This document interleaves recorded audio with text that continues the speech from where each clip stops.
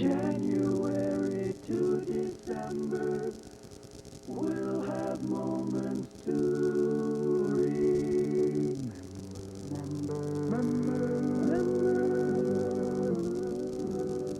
The New Year's Eve we did the town, the day we tore the goalpost down. We will have these moments to remember.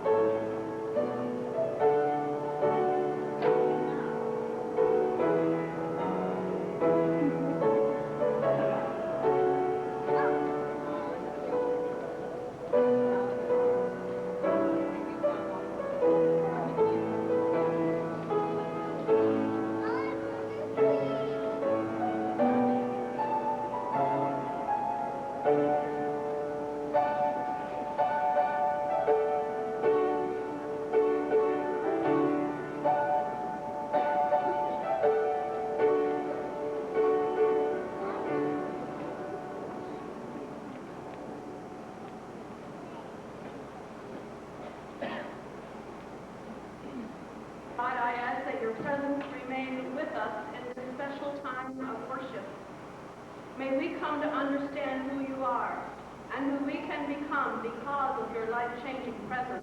In the name of Jesus Christ we pray. Amen. Therefore I say to you, do not be anxious for your life, what you shall eat, nor yet for your body, what you shall put on. Is not the life a greater thing than the food, the body than the clothing? Look at the birds of the air. They do not sow or reap or gather into barns, yet your heavenly Father feeds them.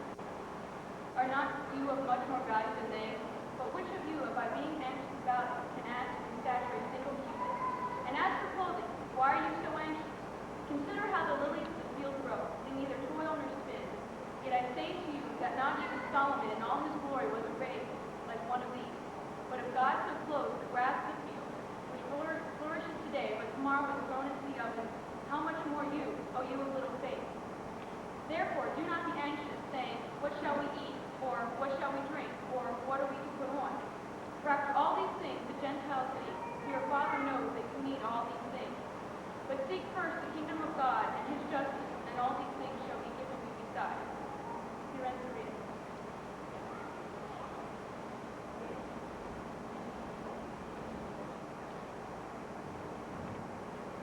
Let us pray.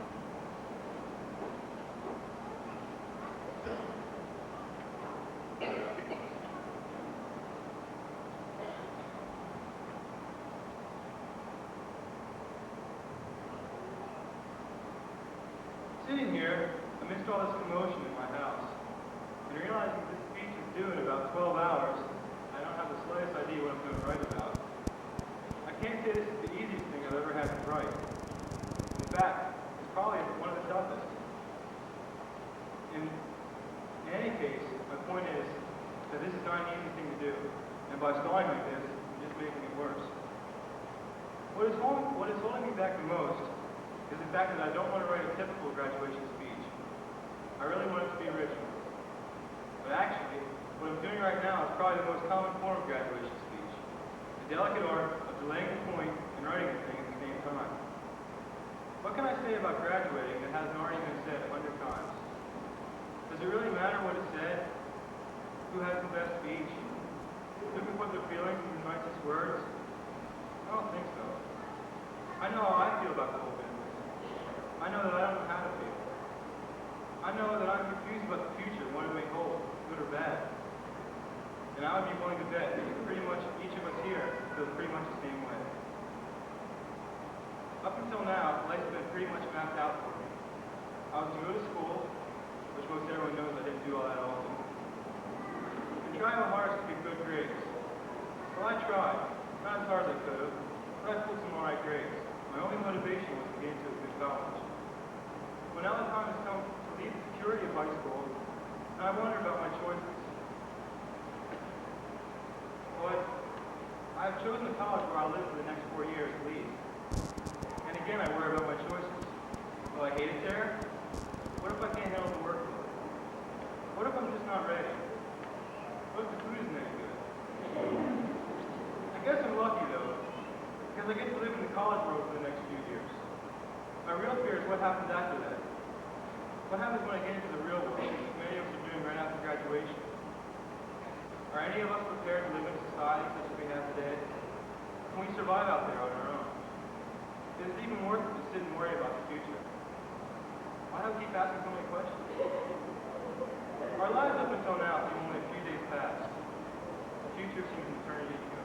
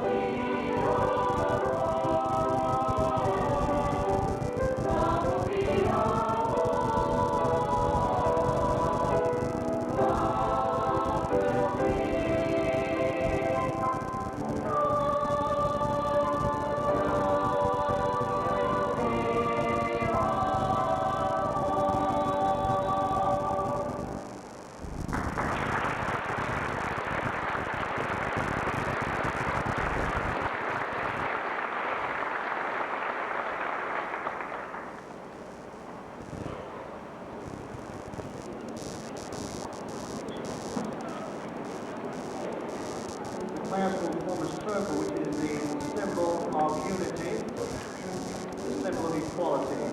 There is no beginning, and there is no end, no first and no last. And the circle is for the life of friendship, starting with the present of the Gladstone Shiloh, to be carried by the officers, until all members of the class are holding and sharing the life of friendship. The audience is invited to assist by singing the hymn, Pass It On.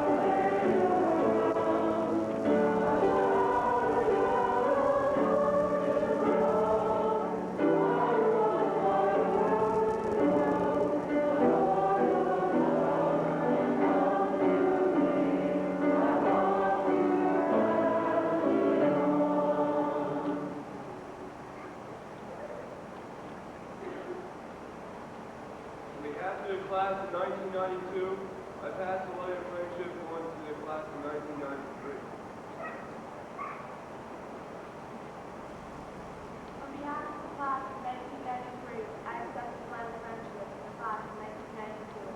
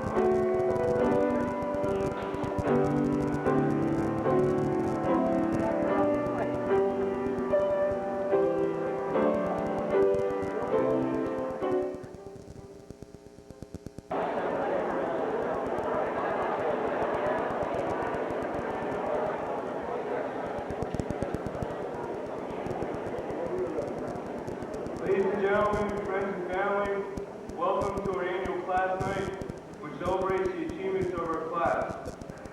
And now I introduce you to the class of 1992.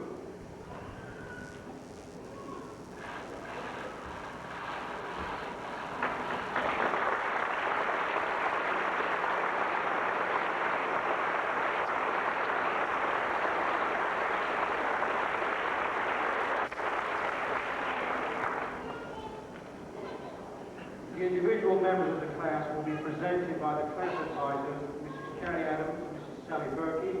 Please withhold your applause until the last member of the class is being presented.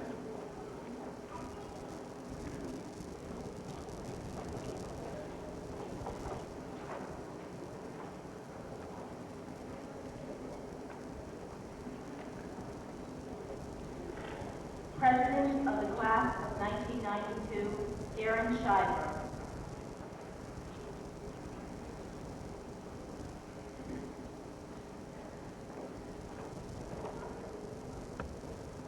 Vice President of the class of 1992, Allison Cummins.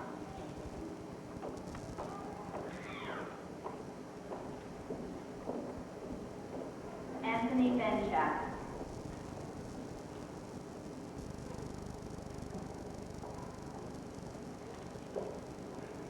Secretary of the class of 1992, Lisa Copenhaver.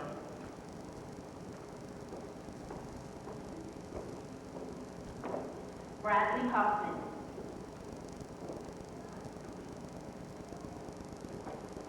Treasurer of the class of 1992, Lori Hoover.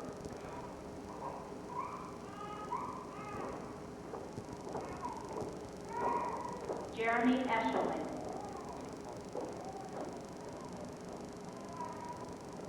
Historian of the class of 1992, Vicki Shiro.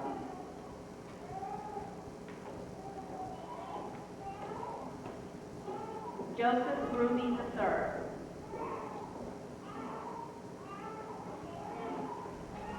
Jennifer Stonerow.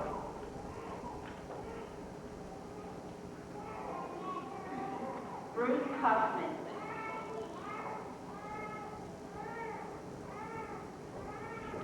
Jeanette Travis.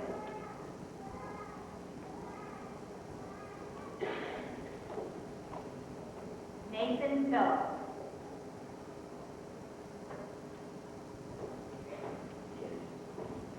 Nicole Mays.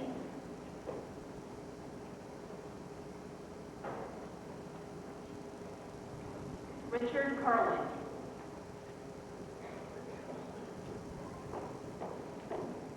Gigi Krebich.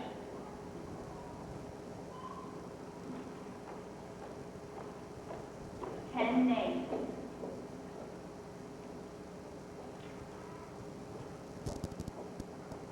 Barbara Esterline.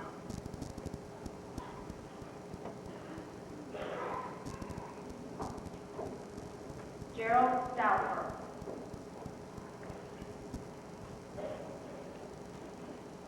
Jason Huffman.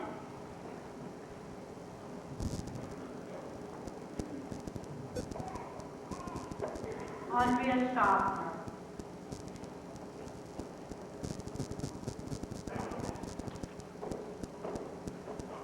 Dennis Langer.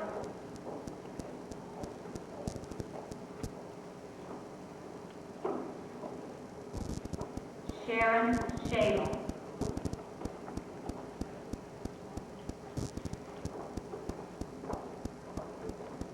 Andrew Miller.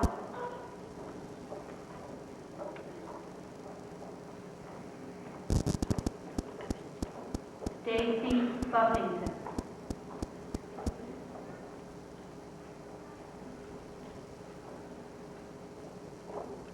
Brian Henninger.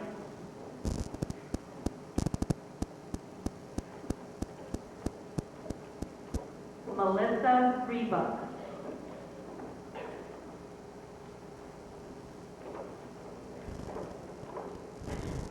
James Snyder II.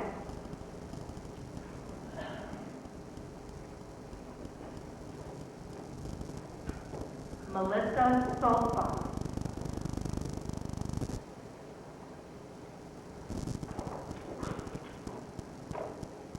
Anthony Devon.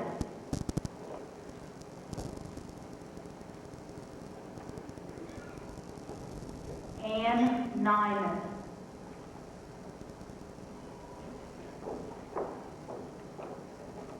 Scott Reed.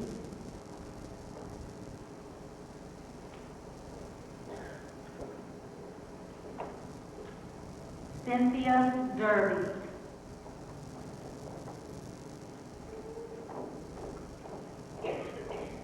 Joey Hassinger.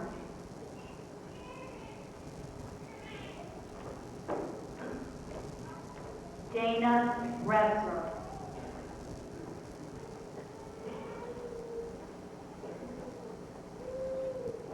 David Firster.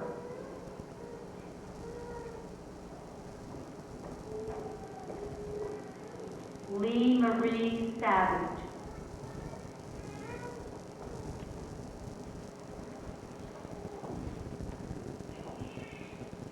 Sean Motter.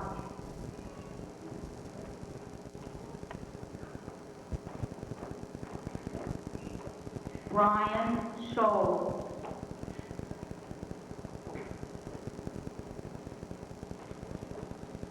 Brian Cragg.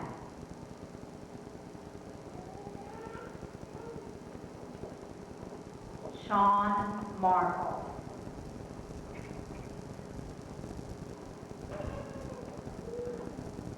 Jennifer Motter.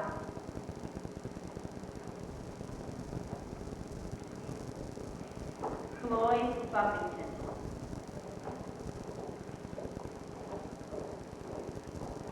Eric Klinger.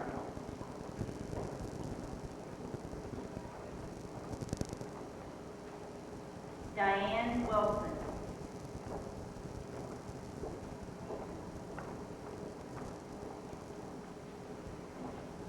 Steve Sittlinger.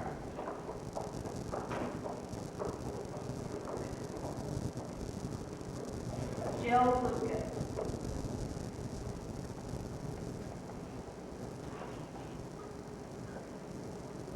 Matthew Zielinski.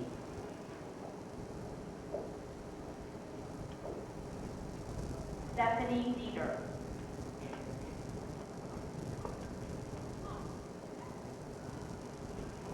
Grant Williams. Jennifer Shimeri.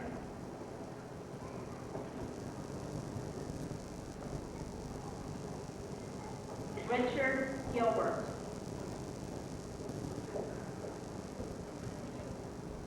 Rebecca Lodge.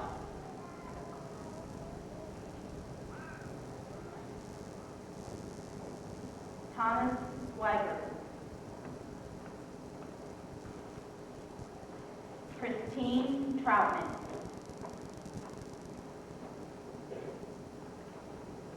Chris Olin.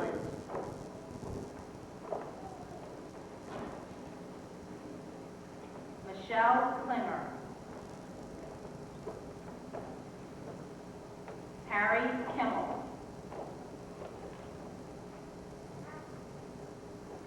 Matthew Boyer.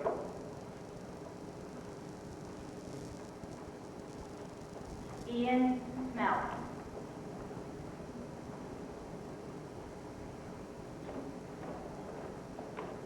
Sherry Smith.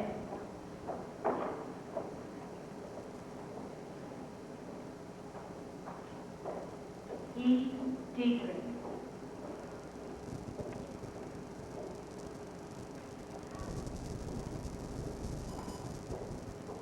Stacy Vestal.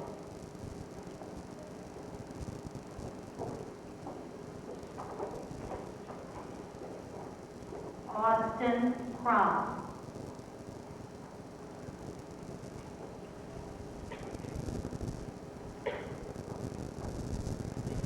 Penny Bingaman.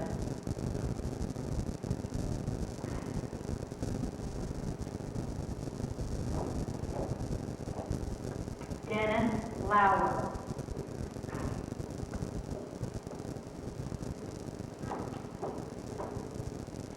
Kira Kiefer.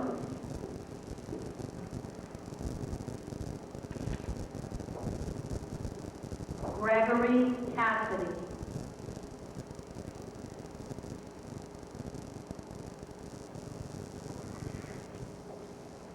Melody Manning.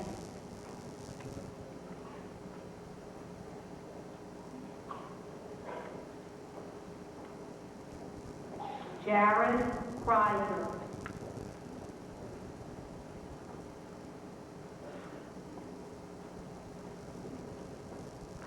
Kara Laskowski.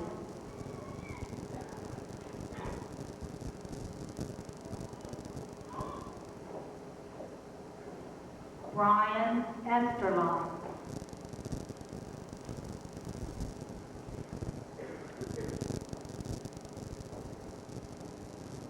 Melanda Weaver.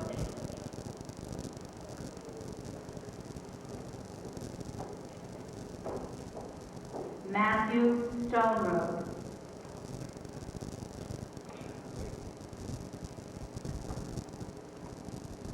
Allison Minnie.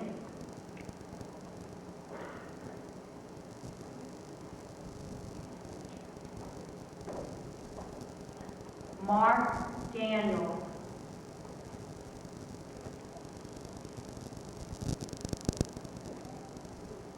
Stephanie Sykes.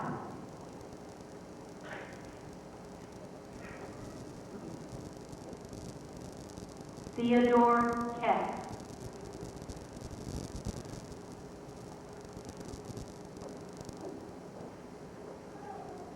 Robert Kiter.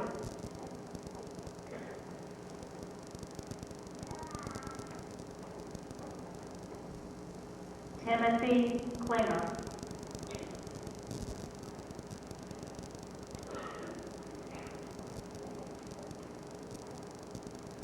Dawn Troutman.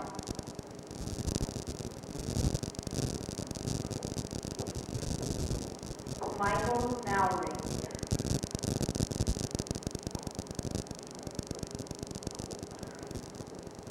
Meredith Minnick.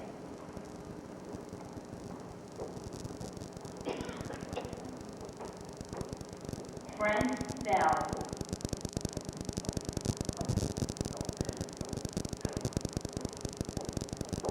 Holly Bixler.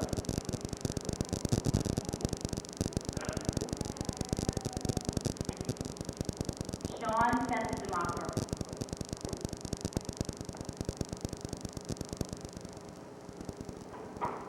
Laurie Harris.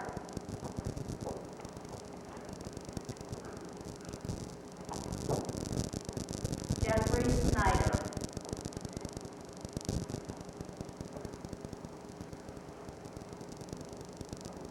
Christine Smith.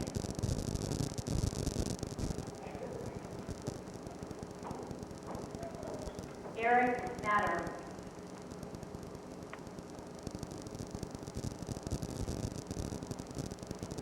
Jessica Ritzel.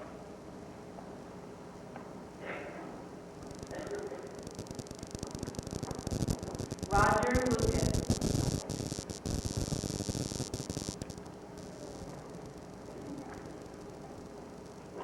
Tiffany Loudenslager.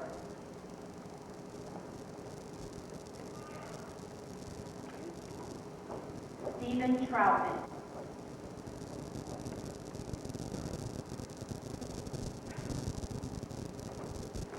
Victoria Lanker.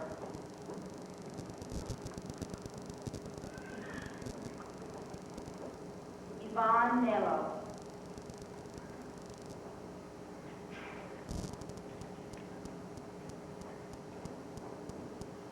Jesse Margatansky.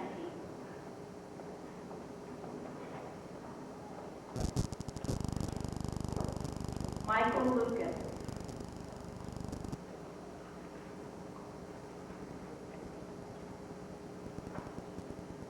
Scott Rudisell.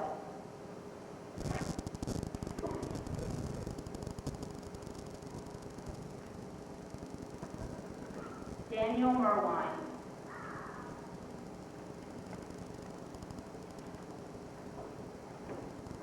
Angela Weed.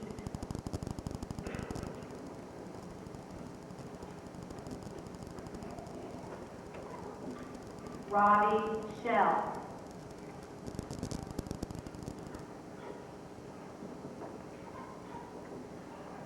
Kimberly Snyder.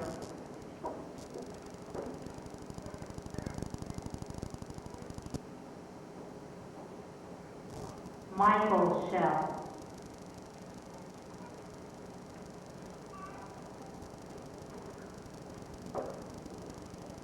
Kimberly Schultz.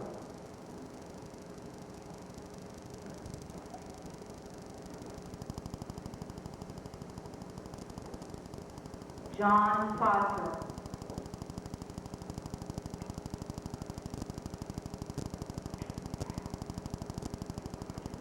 Eric Messner.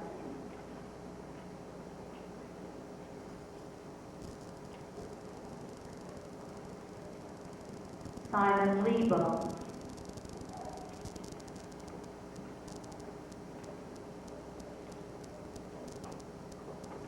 Jeffrey Skotowski.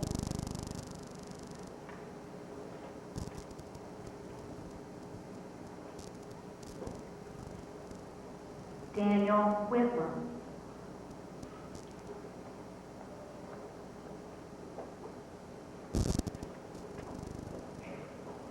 Ryan Bateman.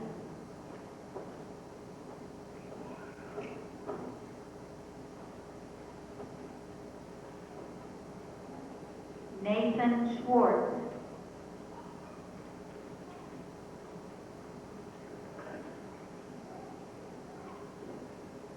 Rodney Joseph.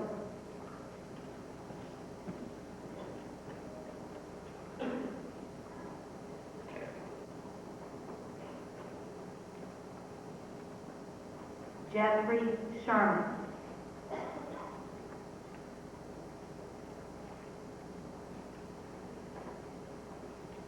Lynn Caldwell.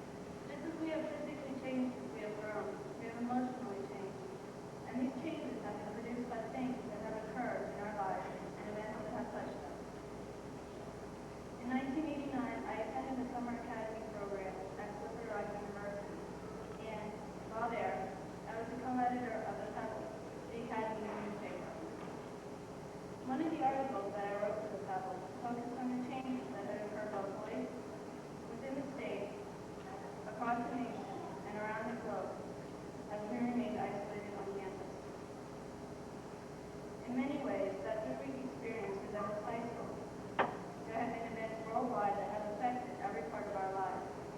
Yet, existing in the realm of this valley and within the walls of Upper Dawson Area High, we have remained distant from and relatively untouched by the effects of many making events. We have become concerned only with the changes in our personal lives and a few events that have had an immediate impact on us. When we were children, most of us hid underneath the covers, afraid of the dark and the dangers that we imagined to be lurking within it.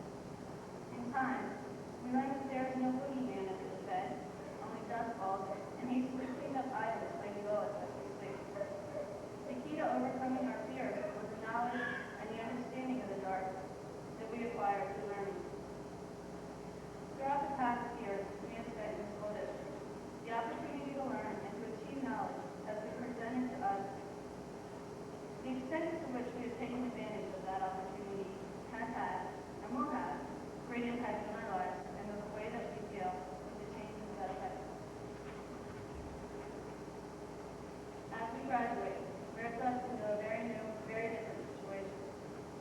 This year will bring about some of the greatest changes that we will ever experience. All of us are leaving Upper Dawson Area High School, and many of us will soon leave the Lycos Valley and Upper Dawson. Our role in life is changing, our future unknown, and we are afraid. The world we are about to enter into has, in our lifetime, altered dramatically. We have seen our nation go to war, and we have witnessed democracy triumph in Eastern Europe, the fail of China. And the fall of the Soviet Empire has left each of us a citizen, and the only remaining superpower. It would be impossible for me to summarize all the events that have occurred during our high school careers, as I once summarized the headlines for the 3 weeks I spent at Silver Rock. I cannot even account for the changes that I have personally gone through in the past 4 years. Although at this point our high school careers are ending, our education is not. Whether we now enter college, a trade or technical school, the armed forces, or the job market, we must continue to learn. As individuals and as a whole, the changes in our lives, as well as the changes occurring around the globe, are events that we do not know about, things that we are afraid of. Yet, we were once scared of the dark, and what we imagined to be waiting for us in it. Only by eliminating that area of our lives were we able to overcome our fears. Each of us must continue to learn about and gather knowledge of the events and things that we do not comprehend and that we fear. From this knowledge, we must garner an understanding of all areas in order to take part in the changes that affect us, both in our personal lives and in all aspects that affect our lives. Doing any less would result in our being left behind, along with our fears and the boogeyman in the dark.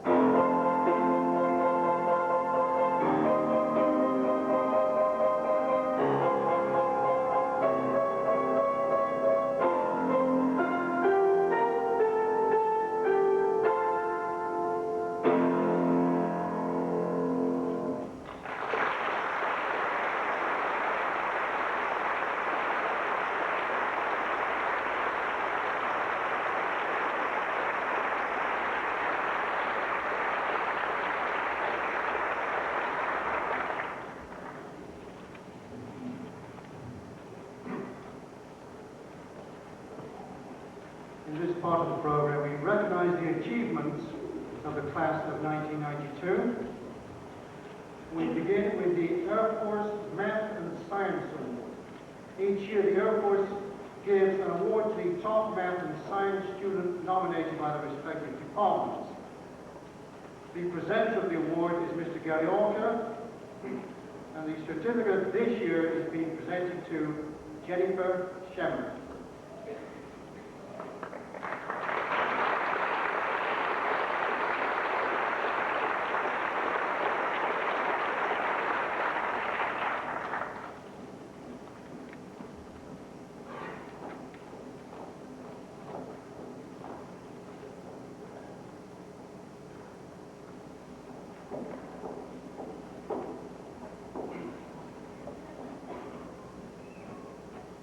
The American Business Women's Association scholarships are provided to students who are in need of financial assistance to receive additional educational training. The presenter will be Sue Herb, and this year, Nicole Mace was chosen to receive the ABWA scholarship.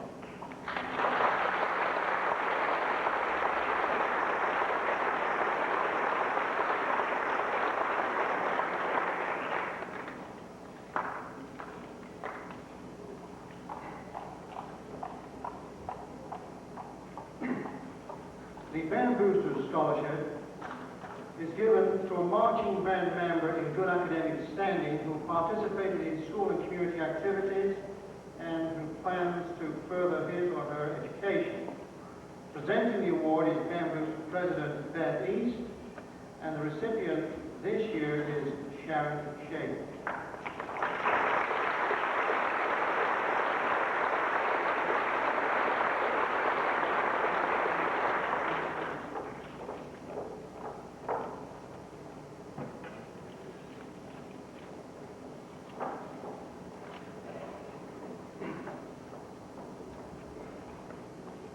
The admission committee of Cedar Crest College has granted special scholar status to one of our students because of her fine academic record. Student scholars automatically receive a presidential scholarship and receive priority registration privileges during fall term freshman year. The scholarship is renewable for 4 years if a 3.0 grade point average is maintained. Mrs. Henninger will present the certificate to Stacy Buffington.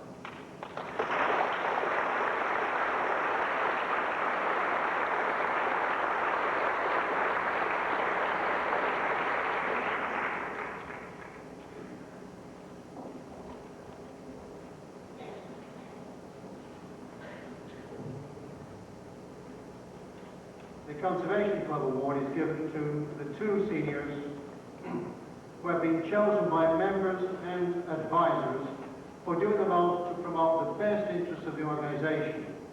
The presenter is Mr. George Lazar, one of the club advisors, and the winners are Lisa Koppenhaver and Dennis Lanker.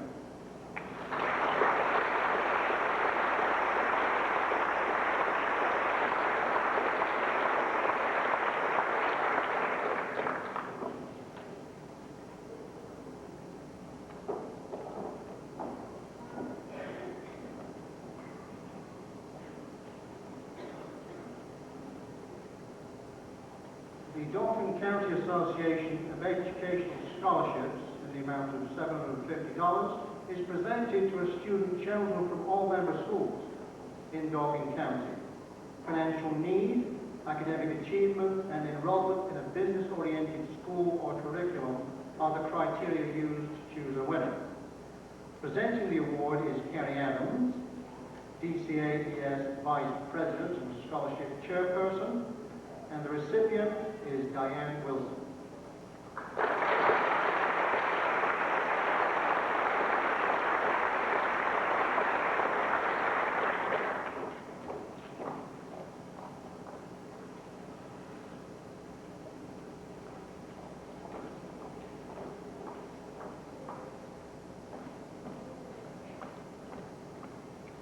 The Francis Marion University Athletics Scholarship. Because of her outstanding athletic achievement, an Upper Dorking student has been awarded a scholarship to play volleyball and softball at Francis Marion College in South Carolina. The student is Alison Minnick, the presenter Helen Henning.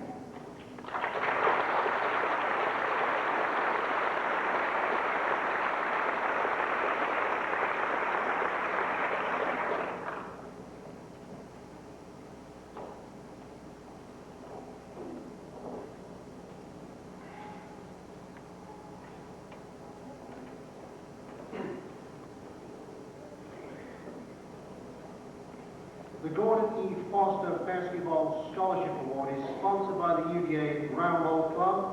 This $200 award is given to a senior varsity basketball club member who plans to matriculate to college, an accredited trade school, or any other institution of higher learning.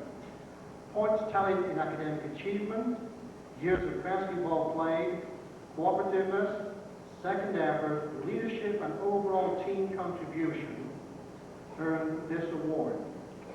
The presenter is the eponymous Mr. Gordon E. Foster, the recipient, Ian Smelts.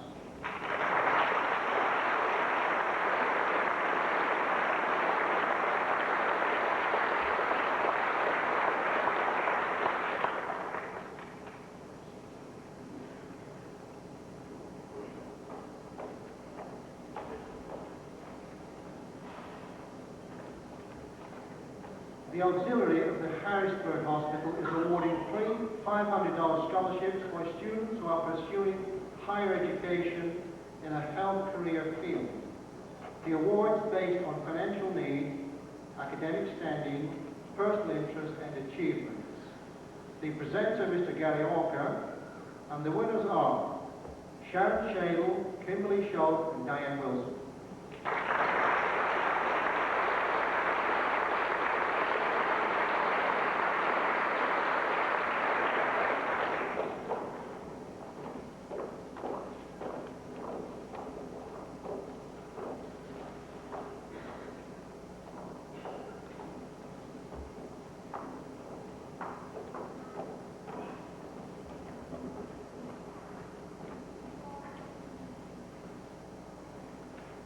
The Holly J. Blaine Memorial Award was made possible through the efforts of the class of 1987. The award is presented to a student who excelled in class participation, activities, etc., and had an excellent attendance record throughout high school. The presenter is Mrs. Barbara Adams. This year's winner is Lisa Copenhagen.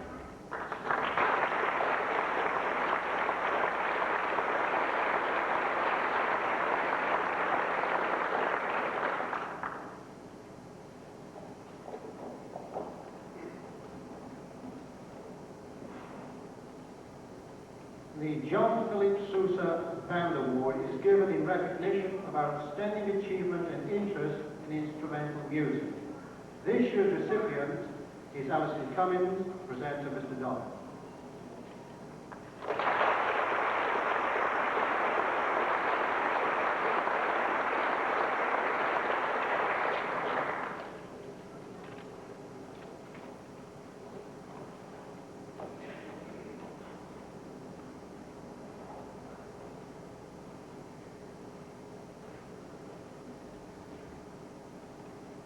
The Juniata College Peace and Conflict Committee has awarded a Lincoln Felter Scholarship, a one-year non-renewable award to an outstanding incoming freshman in Peace and Conflict Studies, and a Merit Recognition Scholarship for Academic Achievement, which is a $4,000 scholarship renewable for 4 years contingent on maintaining a 3.0 grade point average.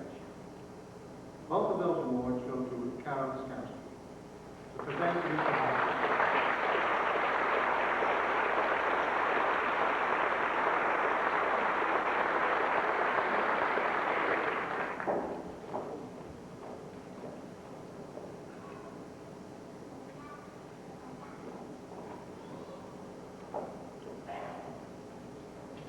And Mr. Hall will once again get to his feet to present a Juniata College Merit Recognition Scholarship for Academic Achievement, Once again, this is a $4,000 scholarship, renewable for 4 years, contingent on maintaining a 3.0 grade point average. And this award is presented to Sherry Smith.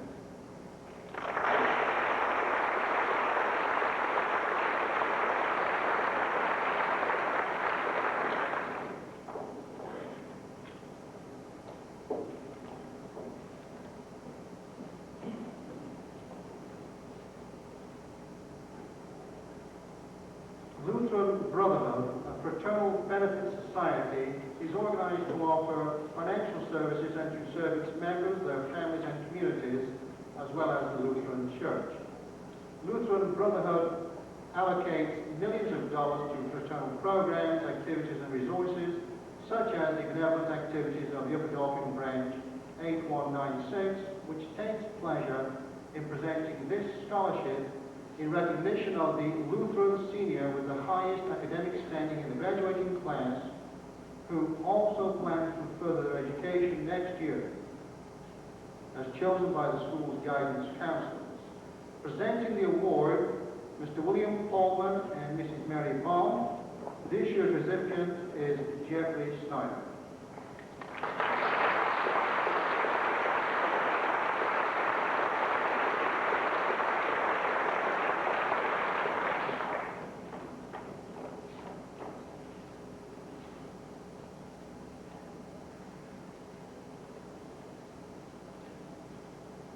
While you're here, Jeffrey, Lutheran Brotherhood member scholarships are awarded to selected undergraduate students who are Lutheran Brotherhood members. Recipient selection is based on academic excellence, community involvement, and leadership. There were over 3,000 applicants in this year's competition. From this pool of applicants, 624 new recipients were named. Jeffrey Snyder was chosen for this national honor.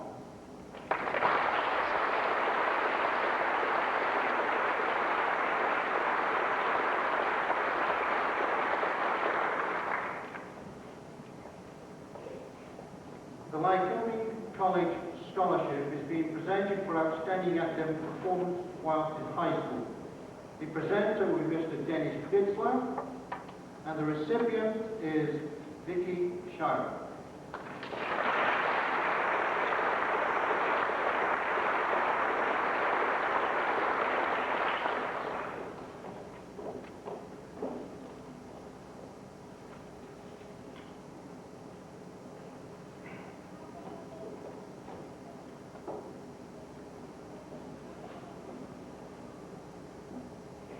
The Mark E. Miller Art Scholarship is awarded to a senior in Halifax, Millersburg, or Upper Dauphin, pursuing art as a major in a 2- or 4-year college program.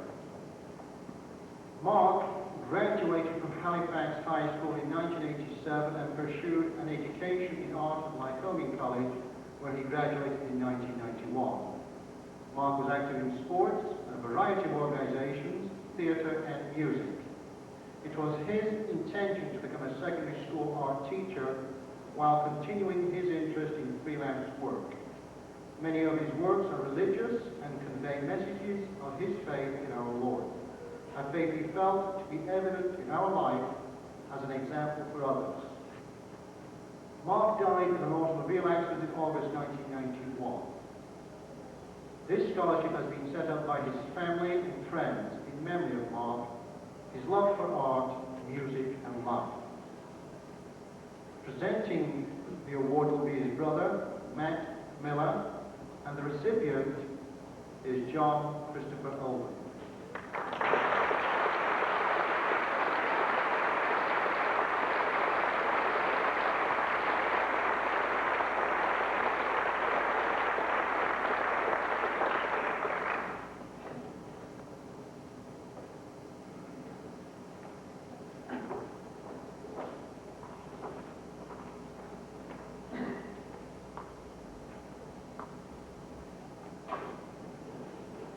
The Mary Declan Memorial Award is presented to the outstanding flautist selected by the members of the flute section of the Upper Dauphin Area High School Band. Musicianship, attitude, and leadership are considered when selecting the individual for this award. A plaque which is permanently placed in the band trophy case will have the name of the winner engraved. Presenting the award is Mr. Edward Dobbin, Band Director, and this year's winner is Vicky Sharman.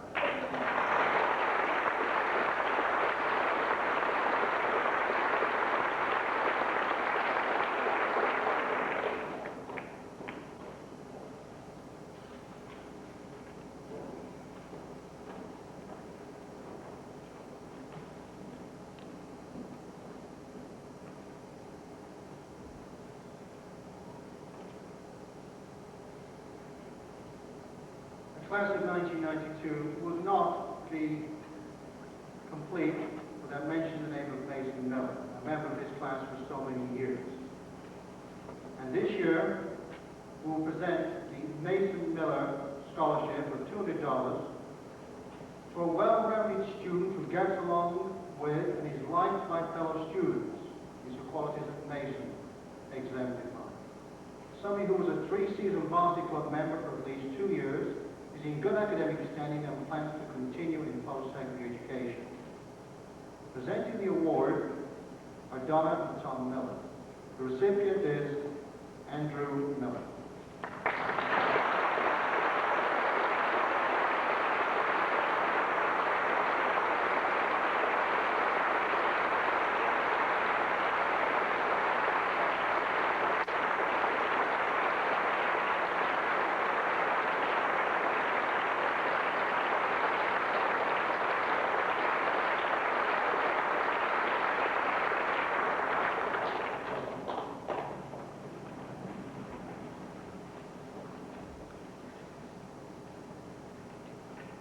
The Miller-Bolton Awards are made possible through the J. Melvin Bolton Estate in memory of Mr. and Mrs. James Miller and Mrs. Agnes Bolton.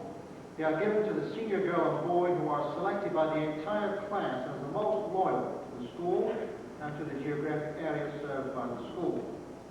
Presenting the award is Mr. Evan Williams, and the recipients are Sharon Shagel and Gregory Cassidy.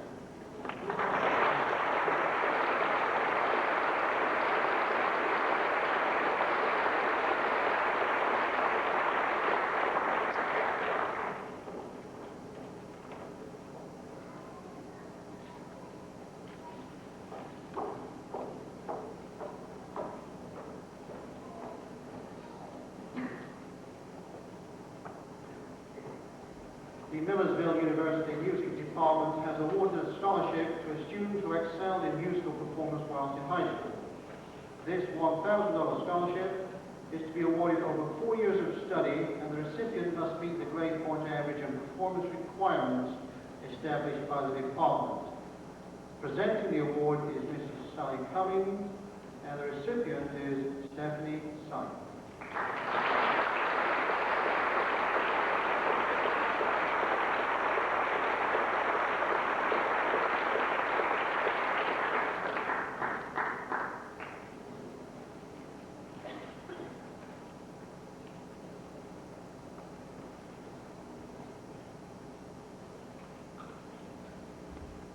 The National Honor Society Scholarship is a $1,000 scholarship sponsored by the National Association of Secondary School Principals and by Irv Jones. A faculty committee reviews the application and selects 2 finalists on the basis of their established scholarship, leadership, character, and service. Upper Dauphin's 2 nominees were evaluated among 12,000 applicants, from whom 250 national winners were chosen. This is the second time in 4 years that Upper Dauphin has produced a National Scholarship winner. Presenting the award is Mrs. Rebecca Shuey, National Honor Society Advisor, who would like to claim a great deal of credit for this award. And the winner is Sharon Shady.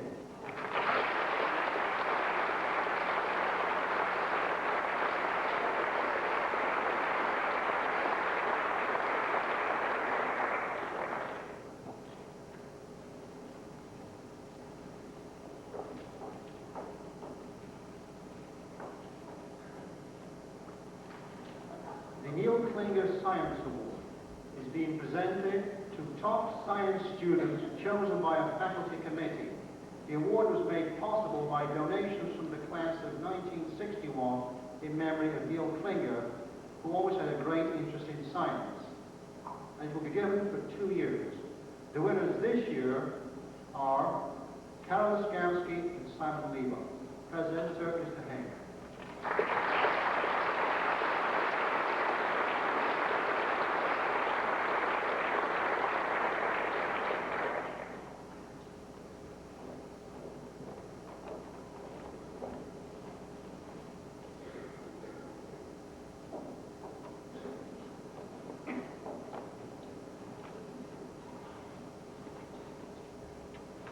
Through the efforts of the Nestor Charitable Foundation in Lycans, scholarships have been available to those seniors who, in our estimation, have a definite need for financial help towards their first-year expenses at an institution of higher learning. The awards will be presented by Mr. Hardy Love, and this year's winners are Richard Gilbert, Vicky Lanker, Jennifer Shemeri, and Kim Shaw.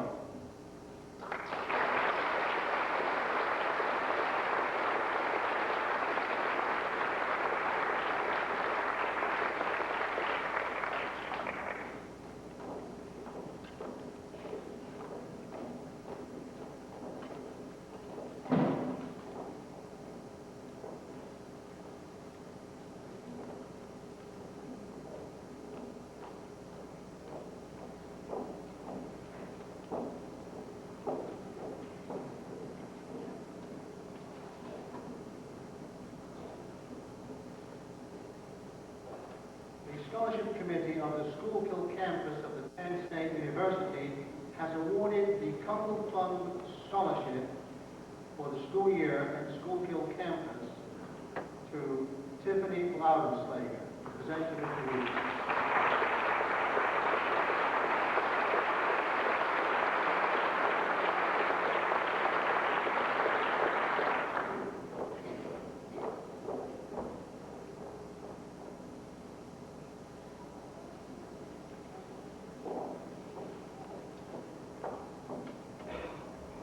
The Physical Fitness Awards are presented to the 2 seniors who have displayed the most outstanding and consistent effort in all physical education activities. The presenter will be Mr. Jack Mateer, and the recipients are Timothy Klinger and Kimberly Shaw.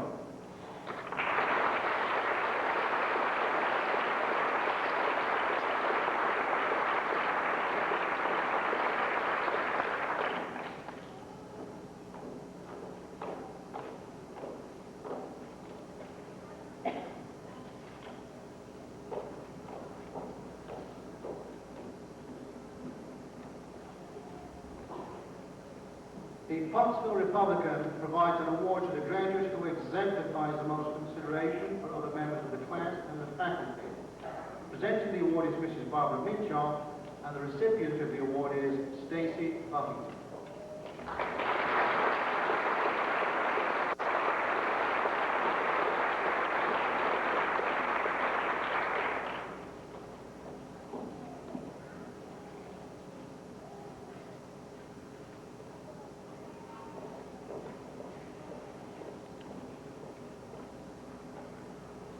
Presidential Academic Fitness Awards are given to those students who have attained high standards of academic achievement. The criteria for the awards are to have a 3.3 grade point average, to have scored at the 80th percentile or above on the SATs, and to have completed 12 credits in basic subjects. The award consists of a certificate and a letter of congratulations from the President of the United States. Recipients are Brent Bell, Matthew Boyer, Gregory Cassidy, Michelle Klinger, Karol Skarski, Simon Lebo, Melody Manning, John Olin, Lee Marie Savage, Sharon Shale, Andrea Schaffner, Stephanie Sype, Jennifer Shemeri, Ian Smells, Sherry Smith, Jeffrey Snyder, and Stephen Trojan.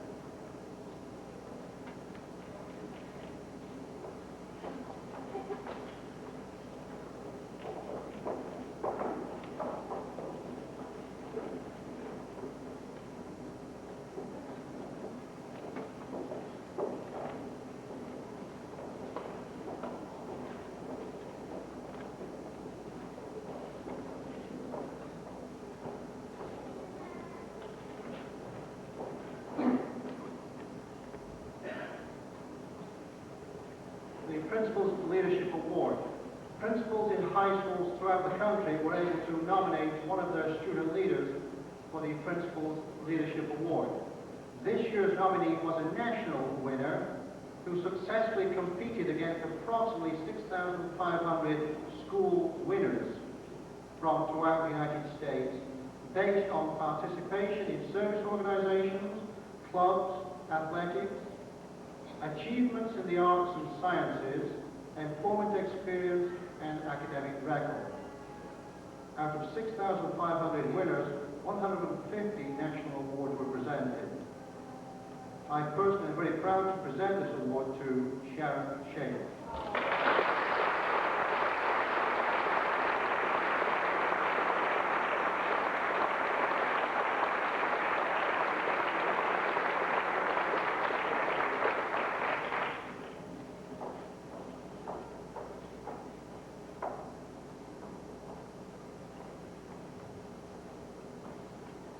The Rodney Buffington Memorial Scholarship is given to a student who best represents those qualities which Rodney typified, the qualities of working together and fostering unity. The presenter will be Mr. Glenn Buffington, and the recipient of this scholarship is Andrew Miller.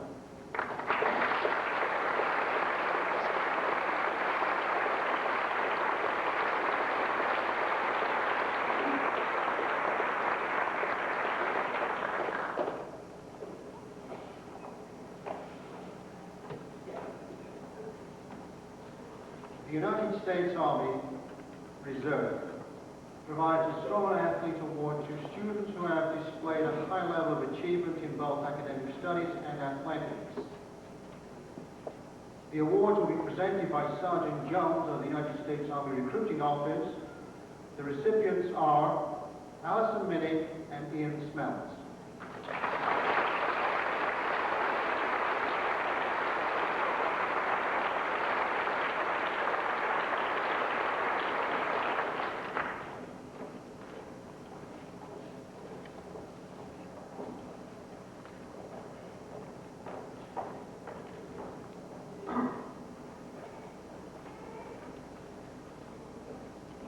The Society of Farm Women, group number 14, provides awards to two seniors who have shown the greatest improvement in their grades this last year. The awards will be presented by farm woman Barbara Minchoff, and the recipients are Jennifer Stoneroad and Daniel Whitmer.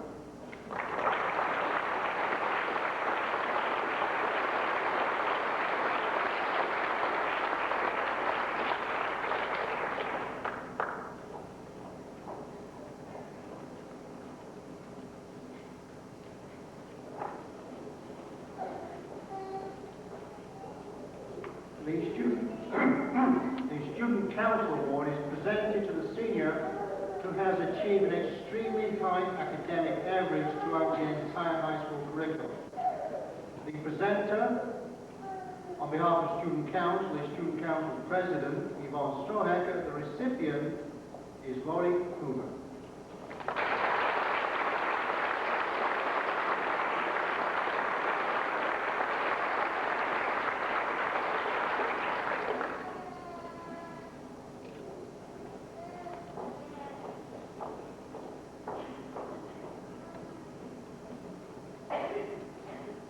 The Teamsters Local Union number 776 scholarship is being awarded to a student who is legally a dependent child or stepchild of a member of Teamsters Local 776. Awards are made on academic achievement. The money can be used for tuition, books, and fees. The presenter is Mr. David Barner. The winner is Jill Lucas.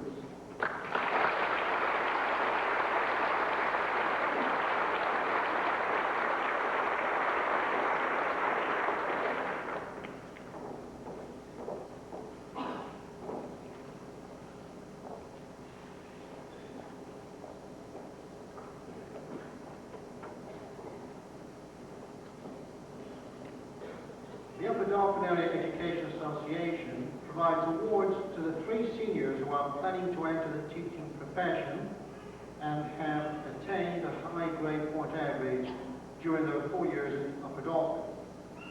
The awards are given in honor of Dr. Lynn H. Kitzmiller, former high school principal. The presenter is Mr. Evan Williams. The awardees are Rebecca Lodge, Stephanie Syke, and Jeffrey Snyder.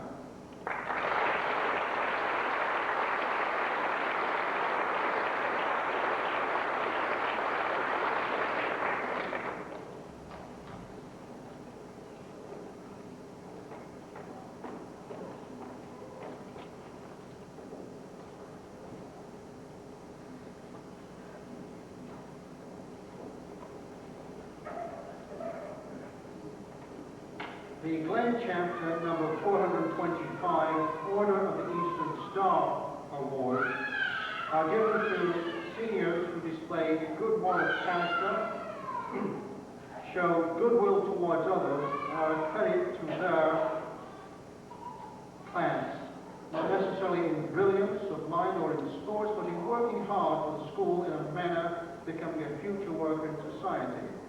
The presenter is Mrs. Barbara Adams, and this year's recipient is Stephen Trojan.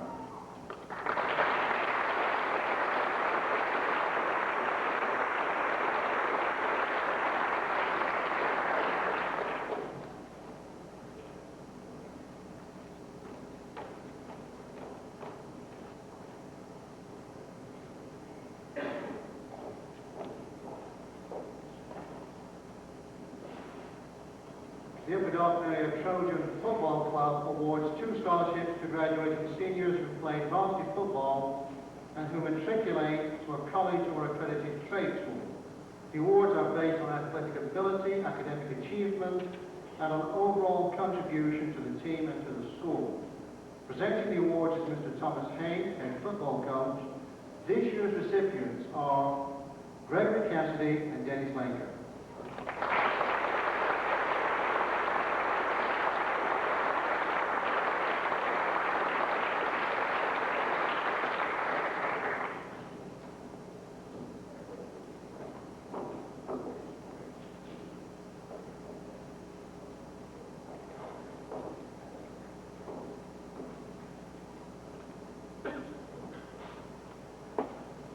The Upper Norfolk Area Alumni Association Scholarship is awarded to a deserving student who excelled academically. Presenting the award is Mrs. Brenda Lightsall.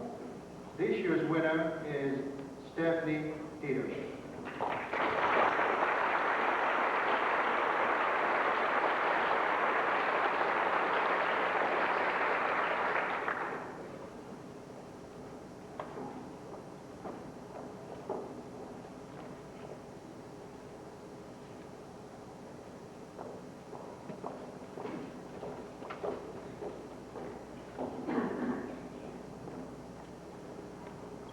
The Upper Norfolk Area Rotary Club Award is given to a senior who has a financial need, has been active in student activities, has attained a high score on the SATs, and at the same time has maintained high grades throughout the school. Presenting the award is Mrs. Jeffrey Perry of the UDA Rotary Club, and the recipient is Jennifer Shannon.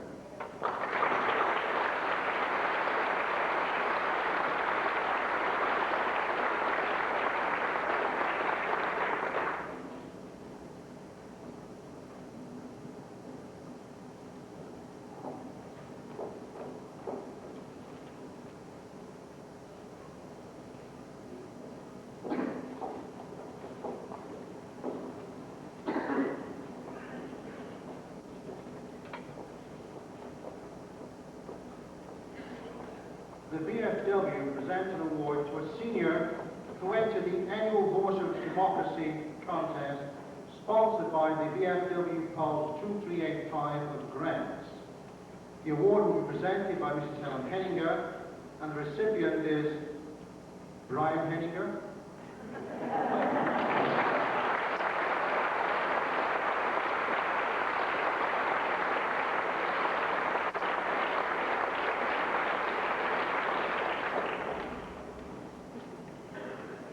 The Walter S. Zerbe Award for Service is presented to a graduating senior who has contributed outstanding service to the school.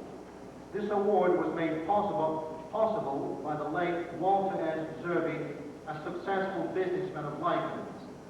Presenting the award is Mr. Thomas Rosenbach. This year's recipient is Vicky Sharma.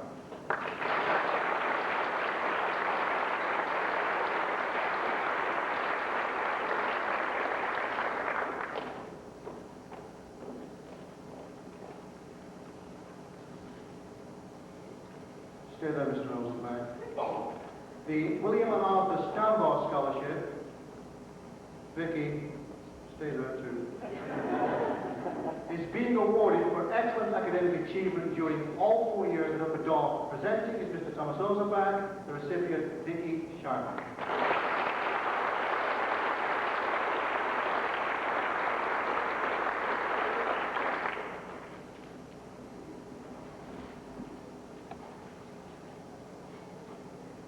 The departmental awards are given annually to those graduating seniors who are outstanding in a particular subject area. In addition to achieving high grades in a particular subject, the awardee should also be able to communicate his knowledge gained to others, to use his abilities effectively and wisely, and to have acceptable citizenship. Most of the departmental awards are being made possible through individuals, businesses and organizations within the area served by the school district. We will present the departmental awards alphabetically by subject. The Agricultural Award. The DeKalb Agricultural Award is provided by M.G. Henninger & Son. The presenter, Mr. Stanley Weaver. The recipient is David Burstman.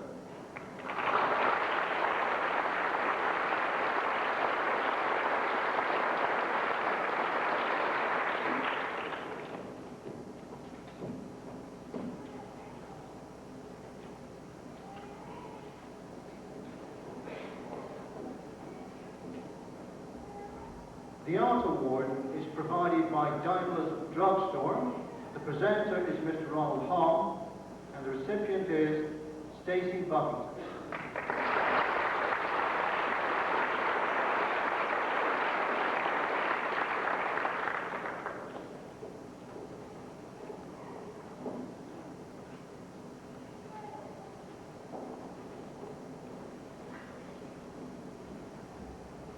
The Building Trade Award is provided by Klinger Lumber Company.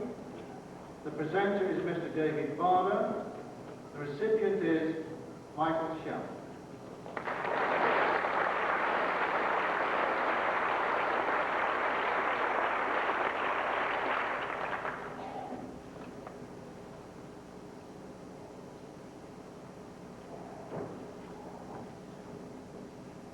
The Business Award is provided by Mr. and Mrs. Andrew Smith. Presenting the award is Mrs. Barbara Adams. The recipient is Michelle Klinger.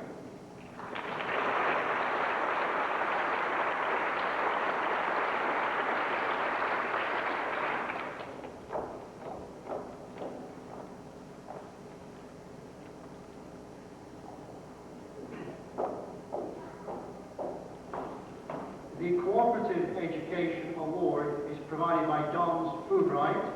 The presenter is Mr. Hardy Love, and the recipient is Dennis Lauer.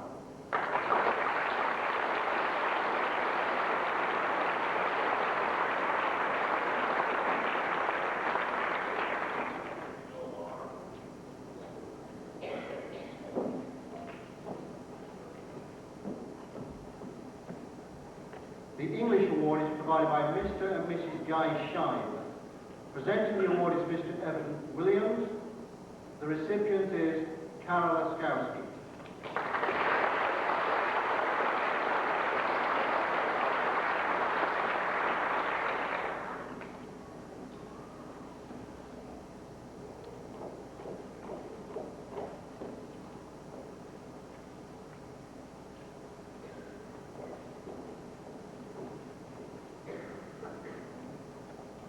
The German Award is provided by the Miners Bank of Lycans.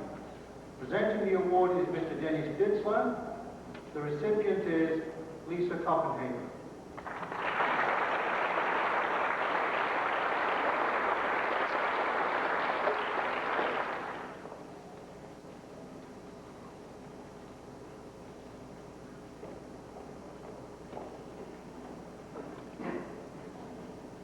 The Home Economics Award is provided by the Berriesburg Community Club. Presenting the award is Mrs. Patricia Gustafson. The recipient is Polly Bixler.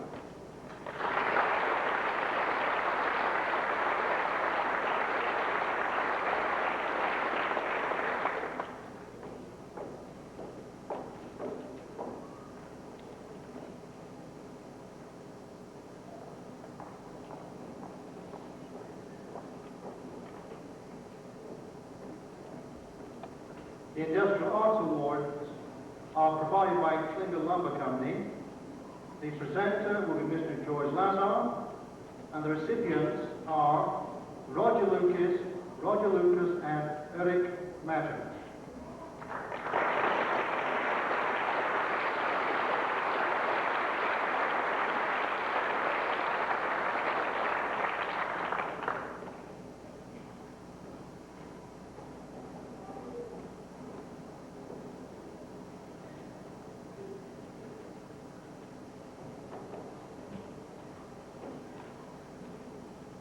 The Darwin or Williard Memorial Award in Mathematics will be presented by Mr. Gary Alker to the recipient, Jennifer Shemery.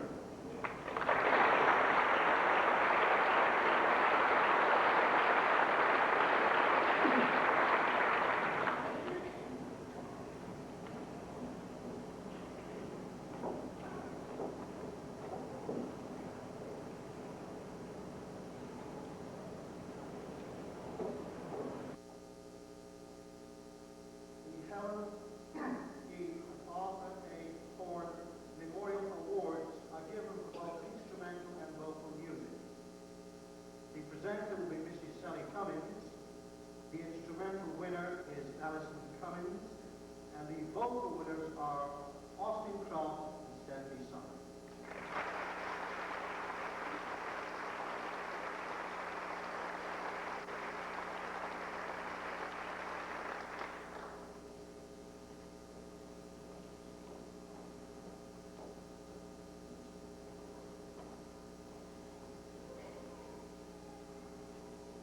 The Physical Education Awards are presented to two students who have displayed the most outstanding and consistent effort in all physical education activities. The awards are provided by Metal Industries. The presenter is Mr. Jack Mateer, and the recipients are Robert Kiger and Sherry Smith.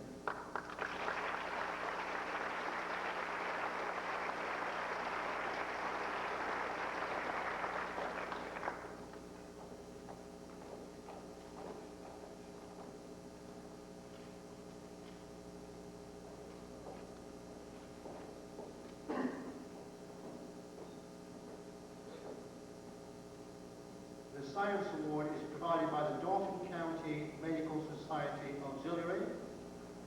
The presenter is Mrs. Parker Grossman, and the recipient is Sharon Shea.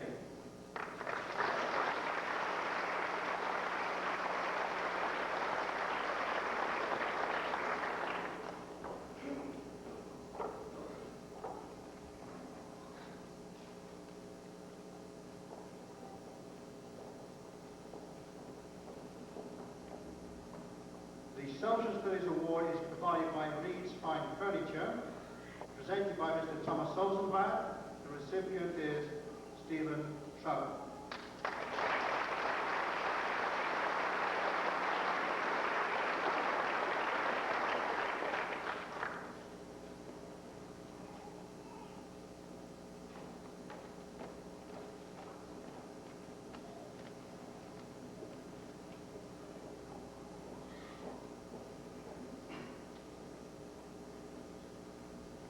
The Spanish Award is provided by the Grant National Bank. The presenter, Mrs. Rebecca Shuey. The recipient is Simon Lieber.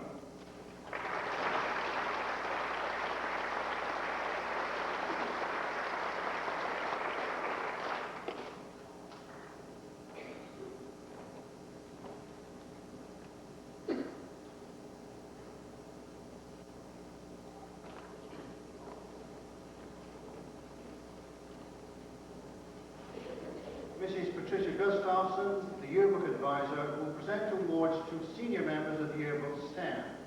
The following seniors please come forward. Co-editor Stephen Trojan, Dana Bresler, Stacey Buckington, Carol Oskowski, Jennifer Murray, Lee Marie Savage, Vicky Shiro, and Angela Weeks.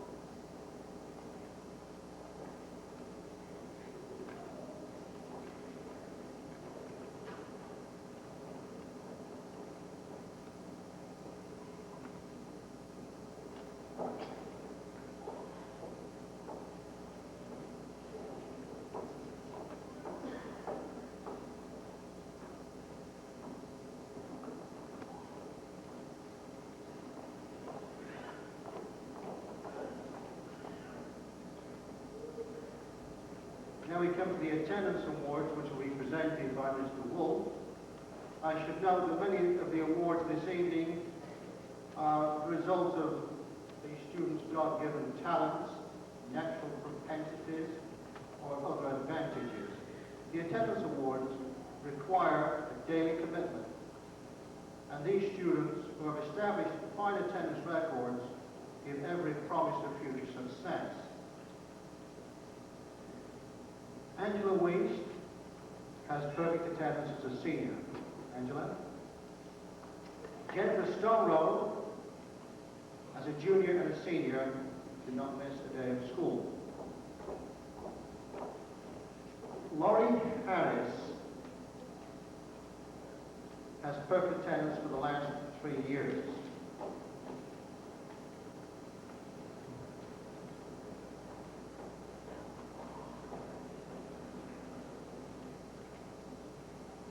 And most remarkably, this student, this fourth student, has not missed a day of school for the last 10 years. We've asked her to stay home, but she won't.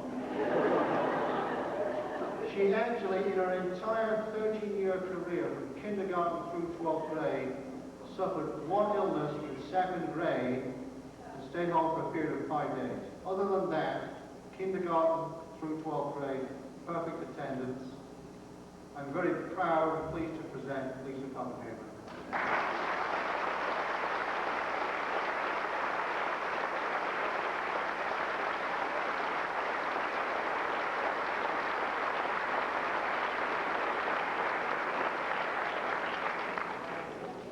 The prize for the worst attendance will not be awarded tonight because the kid missed school today.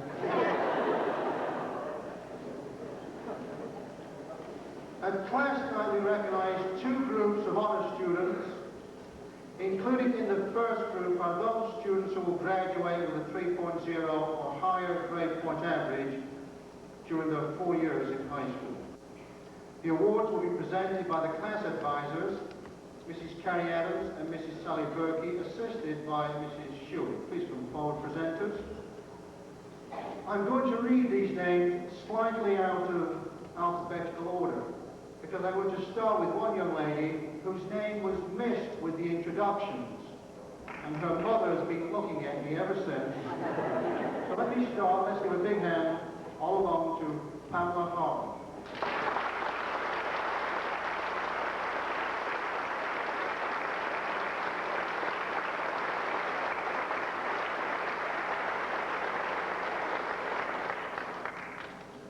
I will read the rest of the names, and please withhold your applause as I read the last of these names.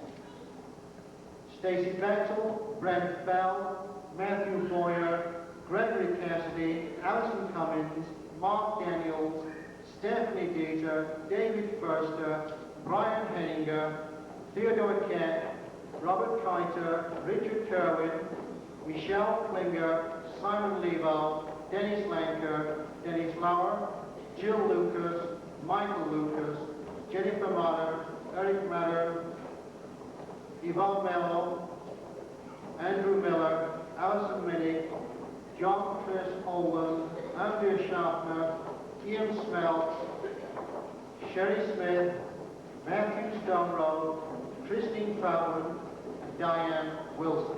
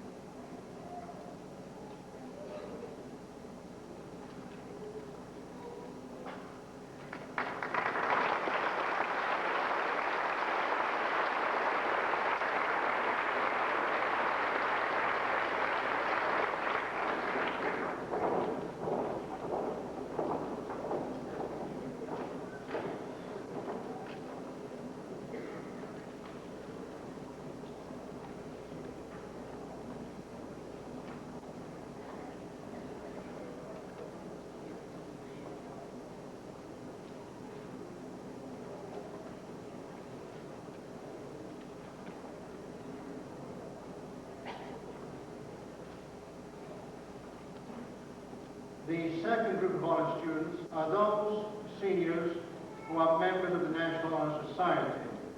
They have maintained a 3.25 grade point average and have excelled in character, leadership and service to their school and community.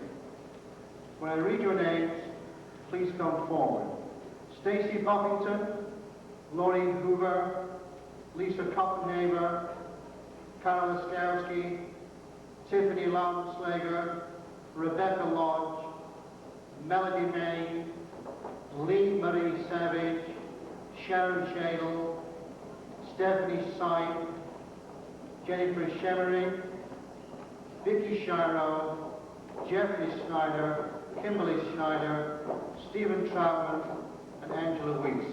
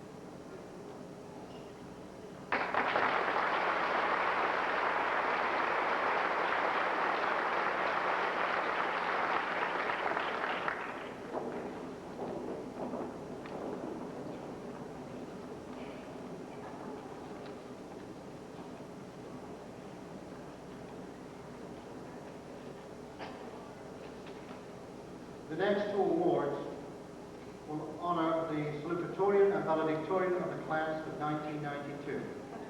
Over the past 4 years, these two students have achieved the highest academic grades as members of the class of 1992.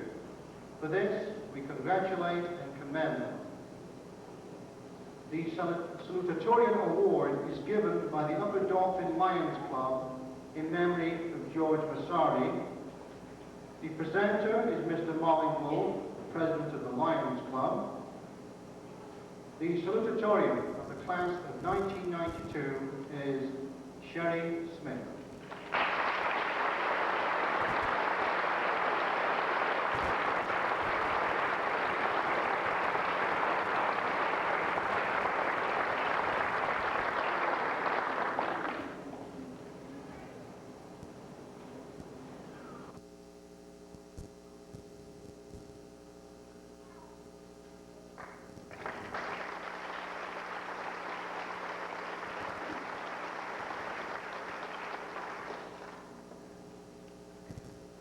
The valedictorian award is sponsored by the Mid-Penn Bank, and presenting on behalf of the Mid-Penn Bank is Mr. Gordon Foster. The valedictorian of the class of 1992 is Sharon Shaver.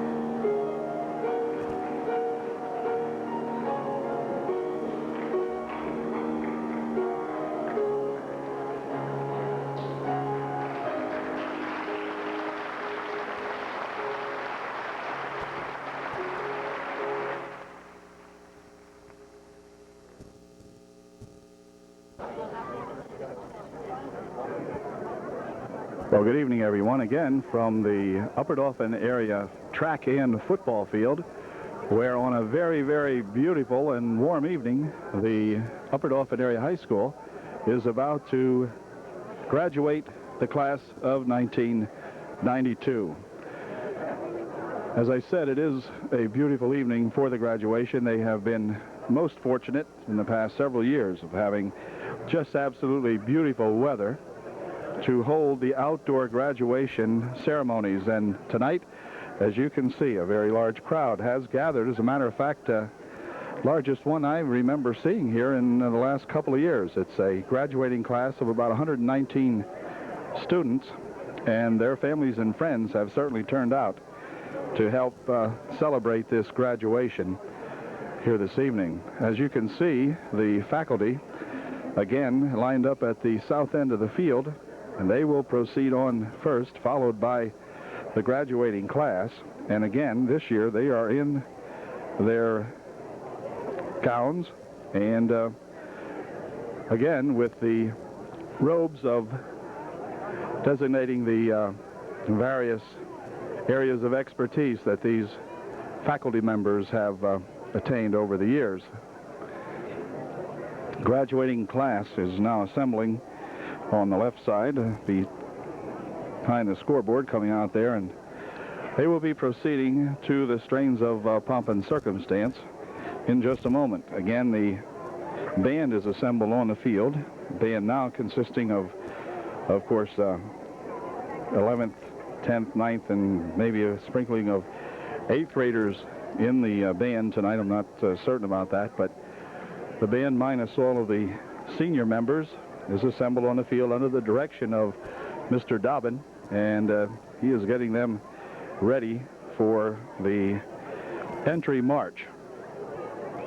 That'll be coming up in just a few moments, and so we'll get back to the festivities and see you later.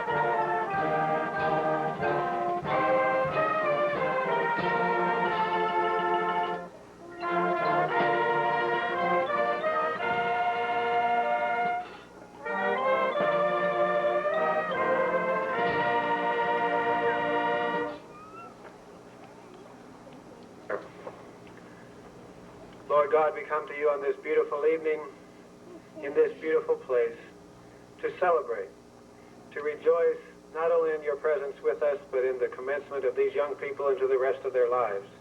And so indeed we ask your presence among us, to lead us and guide us not only this evening, but for the rest of our lives. Thank you, dear God, for bringing us this far, and for being with us the rest of the way. For we pray in your name. Amen.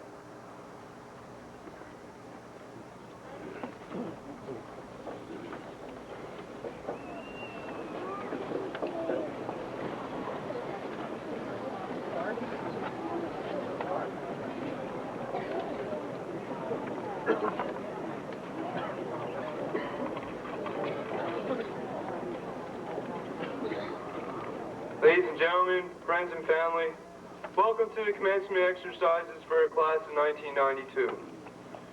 Today is the culmination of 13 years of our life together as a class. This ceremony represents 13 years of growth, both academically and physically. It is a very special occasion for us, and we have practiced this over and over to make it a meaningful and dignified event. Your presence adds dignity to this event. Please applaud in a proper fashion by clapping at the proper times. Please refrain from calling out. This detracts from the dignity of the event. Our distinguished speaker this evening is Dr. Jay Feaster, General Manager of the Hershey Bears Hockey Club, Hershey Stadium, and Hershey Arena. Dr. Feaster is a graduate of Williams Valley High School. He earned his BA, summa cum laude, from Susquehanna University, and his Juris Doctor degree, cum laude, from Georgetown University Law Center. Ladies and gentlemen, please welcome Dr. Jay Feaster.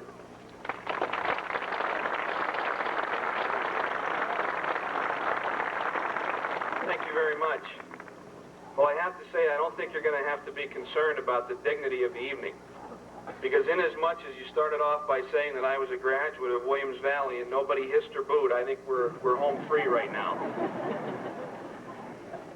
Principal Garrett, Dr. Hills, members of the board, faculty members, administrators, parents, friends, family members, and most importantly of all, members of the graduating class of 1992, thank you for honoring me with your kind invitation to share a few thoughts with you this evening.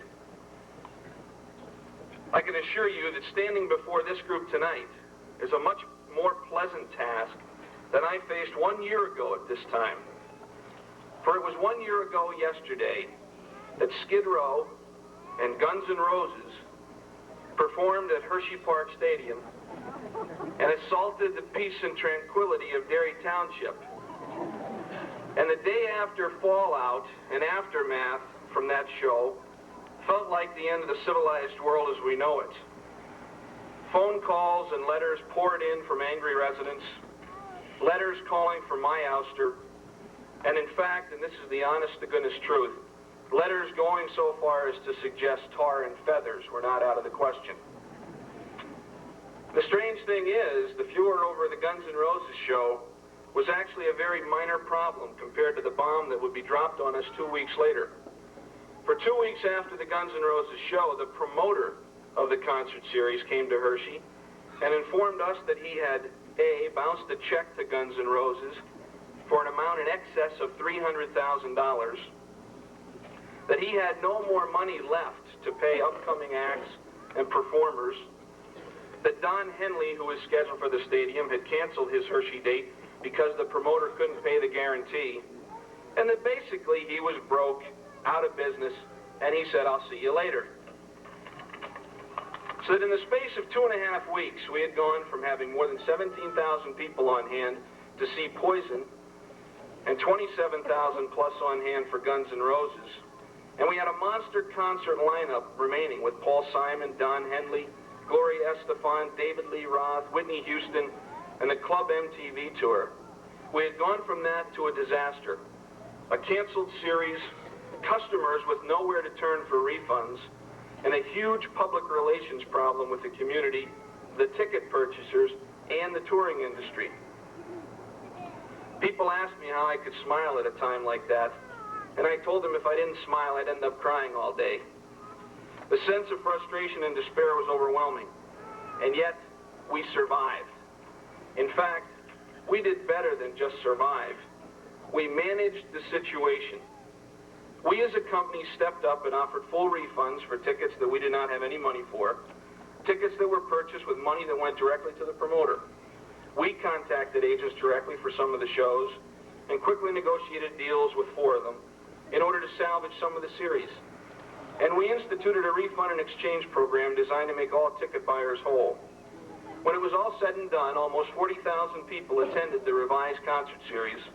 The touring industry praised us for stepping up and refunding money when even the Attorney General of the Commonwealth was saying it was not something we were required to do by law. And the community reaction, well, that returned to a simmer from full boil. And it cost our company in excess of $1 million. At that time, I was really a first-year general manager. And at 28 years of age, you learn a little bit about yourself at that sort of a time, through that sort of an experience. And I can honestly say that there have been 3 times in my life that I feel that I have physically aged. I feel a lot closer to you folks as a group, to the graduates, in terms of my age. Maybe that's part of the job. When you do hockey and you do concerts, you feel a little bit younger. In fact, it's a great job because I can watch hockey all the time, and when my wife complains, I say, but dear, I'm working. And I watch MTV and the Nashville Network and all the videos, and she complains about that, and I say, but honey, it's research. So it's not a bad job, all things considered. But I can honestly say that there have been 3 times in my life when I feel as though I've become a little bit older and maybe a little bit wiser. The first was a day in 1987 when I walked into the hospital and saw my dad paralyzed on his left side from a stroke that he'd suffered the night before. Unable to move, to walk, to talk clearly. The second time was in February of 1989, when my wife gave birth to a baby girl 3.5 months prematurely. And our daughter Caitlin lived less than a day in the neonatal intensive care unit and actually died in my arms. And the third was last summer, all summer, from one professional crisis to the next, day after day after day. And I share these personal insights with you because they bring me to the crux of my message to you, the members of the graduating class. For the first part of my message is very simple. I urge you, I challenge you to live each and every day of your life to the fullest. Beginning today and every day for the rest of your life, meet life head on. Grab it by the throat and swing it around the room. Be a participant. Be a player in the game of life. For life is not a spectator sport. The way to enjoy the railroad of life is not by focusing on the stations along the way, but by focusing on the journey. For it is the journey that weaves the colorful tapestry of life. The reason this night should mean so much to you is not simply because your train reached this station. Rather, the tapestry of your life has been weaved by the experiences you have encountered on the trip. The journey has been meaningful. The friends, the athletic contests, the extracurricular activities, the good times shared with a kindred spirit. The journey has been spectacular, the scenery beautiful, and the trip yet another chapter in the story of your life. And now that your train has reached this station, you will disembark and start off a new, unknown, more wonderful adventures. Some of you will take a ticket on to higher education. In fact, according to Dr. Hills, many of you will. Others will learn a trade. Still others will join the workforce. And some of you will make a lifelong commitment to another human being and begin marriages and families. Each and every path noble in its own right. And each and every path filled with scenery and the thrill of the journey. Keep in mind that it is that journey, that daily process that matters. Do not focus on merely getting to the next station, for to do so is to rob yourself of the joy of the journey. You alone have the ability to make your own happiness. Your happiness comes from within you. It is a mindset you create that cannot be thrown asunder by others unless you permit it to happen. If you commit yourself to grabbing life by the throat, living each day for the joy of what that day has to bring, you will find that your life is a continuous series of grand adventures that add meaning and substance to your existence. Yours will be a full life, well lived. Our hockey coach, Mike Eves, tells the story of his mentor and a very dear friend of his, Coach Badger Bob Johnson, who coached Mike at the University of Wisconsin and coached 2 national championship teams there and then the Stanley Cup champion Pittsburgh Penguins. He tells the story of Coach Johnson at a practice for the Canada Cup Series last season, where Coach Johnson coached Team USA. He had assembled his players during a practice. Recall now that these are the best players the United States has to offer. Hull, Roenick, and many others. And he called them together and he told them with wonder and excitement that the object of the game is to score goals. And here's how you shoot, and here's how you pass. And it was a hockey basics approach that his assistant coaches were afraid would actually draw laughter from these players. These high-priced, high-powered players being taught how to shoot and pass, skills they'd learned as children. And yet, those great players stood in rapt attention. Not at the message that Coach Johnson had, but at the enthusiasm of that man. A man who lived each day in a constant sprint, who always said, it's a great day for hockey.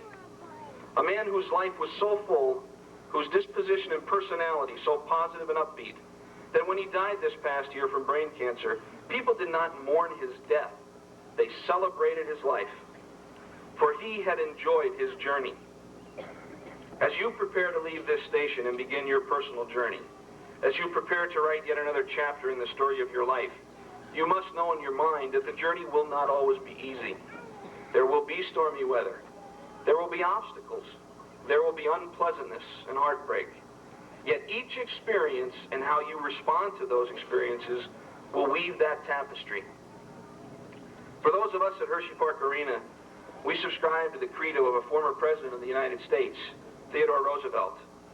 Each day my staff and I enter our offices and we see a plaque that each of us has on the wall, and it contains the following words. It is not the critic who counts, not the man who points out how the strong man stumbles, or where the doer of deeds could have done them better. The credit belongs to the person who is actually in the arena, whose face is marred by dust and sweat and blood, who strives valiantly, who errs and comes short again and again, because there is not effort without error and shortcoming, but who does actually strive to do the deeds, who knows the great enthusiasms, the great devotions, who spends himself in a worthy cause, who at the best knows in the end the triumph of high achievement, and who at the worst, if he fails, at least fails while daring greatly, so that his place shall never be with those cold and timid souls who know neither victory nor defeat. Teddy Roosevelt's arena, ladies and gentlemen, is the arena of life. Grab it by the throat. Know the great enthusiasms and devotions. And if you fail at something along the way, fail while daring greatly. Do not be a timid spectator. Finally, I leave you with the second message I wish to share with you tonight. I spoke earlier about the 3 times in my life when I felt I'd aged as a result of circumstances and life experiences. On all 3 occasions, I kept hearing bits and pieces of a poem I had to memorize in the 9th grade, floating around in my head. Of course, as with all 9th graders, I suppose, I memorized it solely because I had to, for a grade. I didn't enjoy the journey or the process. I just wanted to get to the station. Fortunately, enough of the bits and pieces stuck with me that the words of that poem fortified me in times of personal crisis. And I found, and I think you will find, that weathering the storm, leaning into that gale force wind that's trying to knock you on your backside, makes the next sunny day on the journey all the more enjoyable. From a personal standpoint, my dad experienced what even his physicians called a miracle. One night in his hospital bed, he could feel a tingling sensation running from his head to his toes. As quickly as the stroke had hit, a miracle took away that paralysis. His left side is weak today, and he's not able to do everything he once did. But the sun clearly shines on his journey. And 10 weeks ago today, my wife gave birth to a beautiful, healthy baby girl, Teresa Catherine. And she is both the apple of her daddy's eye and his greatest accomplishment in life. And my wife and I live for the daughter we have with us, not the daughter that God called home. Professionally, it's summertime again, and the sun's shining, and concerts will again fill Hershey Park Stadium. By the end of September, we hope to present 5 or 6 shows, and we've all learned from and grown by our experiences last year. As you leave here tonight, as you embark on your journey, my gift that I share with you are the following words to a poem written by Rudyard Kipling. I ask you and I challenge you to keep these words in your heart when the journey is difficult, and spend the days of your journey being guided and measured by these thoughts. If you can keep your head when all about you are losing theirs and blaming it on you, if you can trust yourself when all men doubt you, but make allowance for their doubting too, if you can wait and not be tired by waiting, or being lied about, don't deal in lies, or being hated, don't give way to hating, and yet don't look too good nor talk too wise. If you can dream and not make dreams your master, if you can think and not make thoughts your aim, if you can meet with triumph and disaster and treat those two impostors just the same, if you can bear to hear the truth you've spoken twisted by knaves to make a trap for fools, or watch the things you gave your life to broken and stoop and build them up with worn-out tools, if you can make one heap of all your winnings and risk it on one turn of pitch and toss, and lose and start again from your beginnings and never breathe a word about your loss, if you can force your heart and nerve and sinew to serve your turn long after they are gone, and so hold on when there is nothing in you except the will which says to them, hold on.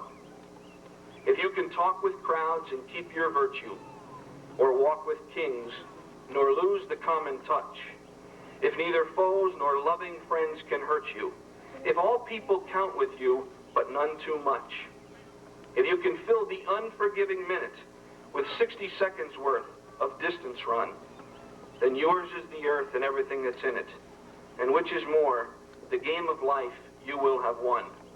Thank you all very much. Congratulations, and God bless you all on your journey. Thank you.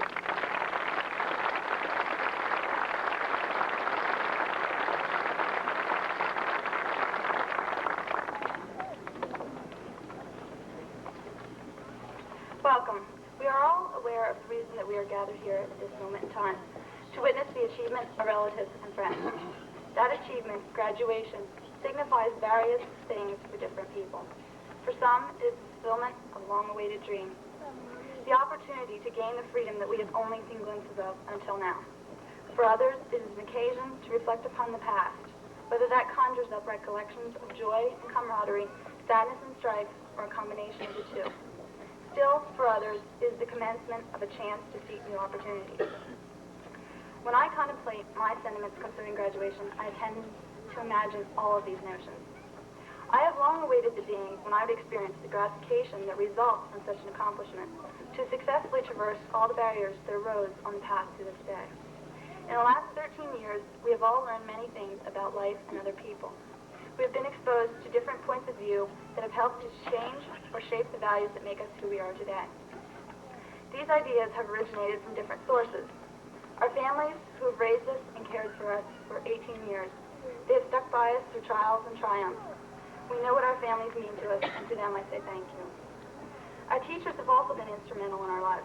For me, this has been especially true in the last 4 years. They have given me the desire to live up to my fullest potential. They have always been approachable and caring. To them, I say thank you for your help, and know that you made a difference. A last influence in our lives has been the moments of personal triumph or conflict that have determined the way we view life or how we approach difficult situations. For some, the past years have been more amiable than for others. but I am inclined to believe that we will all discover something that we do indeed miss about high school. Be it the sense of security, the friends we made, or the easygoing atmosphere. As I look into the future, it is with mixed emotions. There is the excitement of new surroundings and situations, of course, but there is also a feeling of hesitation. Will I succeed? Will I be happy? Everything that is familiar is gone, but we will take with us the values, knowledge, and most importantly, love of our past. With these things, we shall conquer the challenges that lie before us. On this day, I reflect on friends, past and present, and the memories I have with them. Some friends are not with us today in body, but in spirit we know they are right by our side, sharing the loudest of all. We share many experiences that forge permanent bonds between us, memories of events past or people we cared for deeply that have greatly affected our beliefs.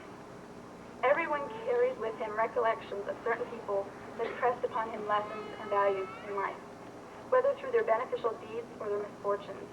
I feel that we are stronger human beings and more aware of the world and its precariousness due to these people and instances. Graduation is not necessarily the end of the time of our life, but rather one of the first hurdles in life. As a hurdler on the track team, I tend to link occasions in life such as graduation to the hurdle. Before running a race, we must prepare by practicing various drills and mental techniques. Earnest rehearsal of these methods for running the race properly gives us a great advantage. The values we have learned and the knowledge we have gained in high school were to prepare us for the race of life. As we begin this race, we cross the first hurdle of graduation. In future, the hurdles of life will become higher and more challenging.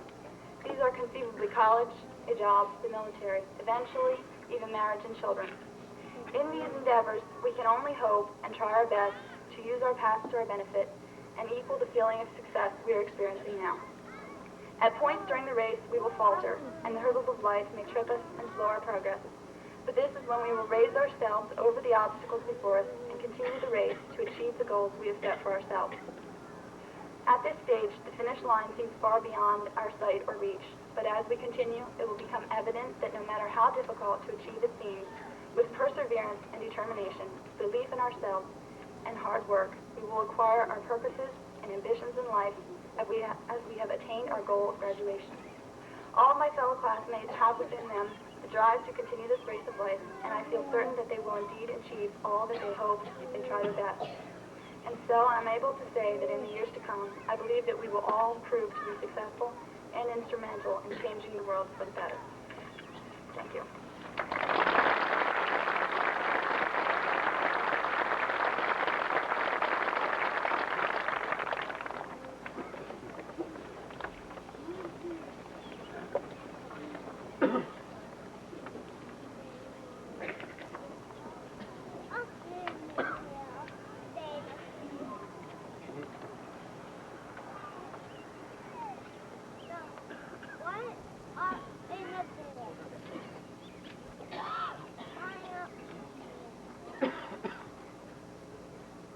Picking up the dreams God's planted in the fertile soil of you.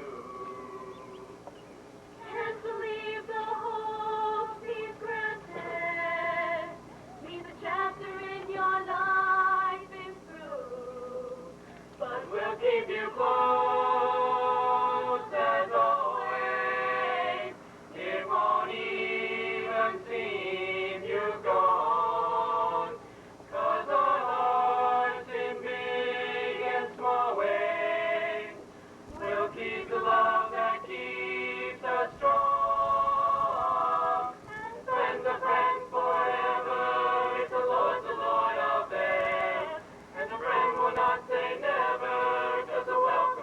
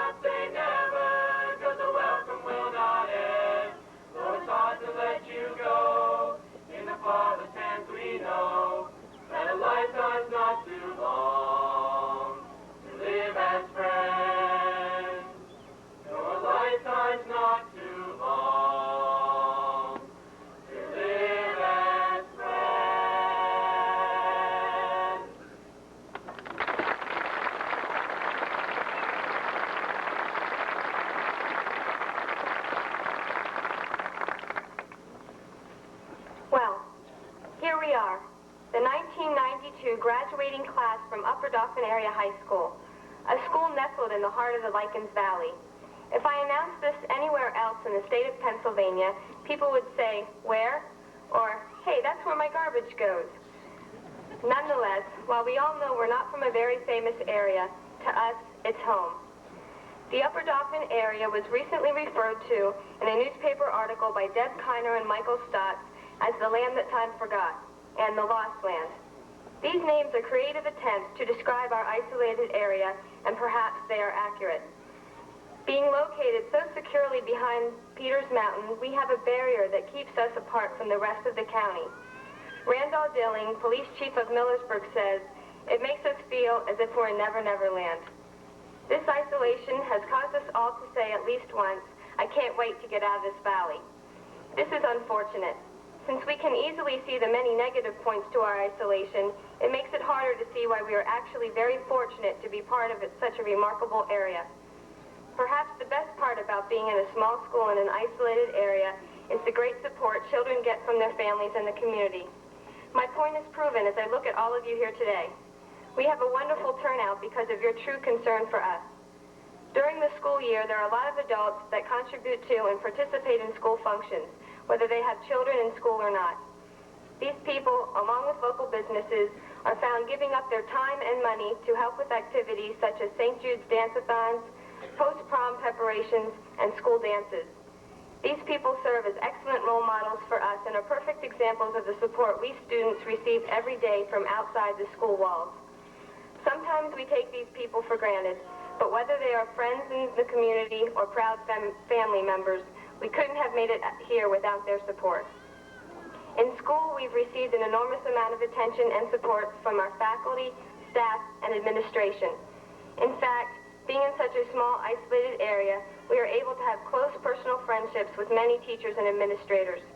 I, for example, have called teachers and administrators in the evening hours to ask for help on a paper, to tell them about something that happened to me, or just to visit.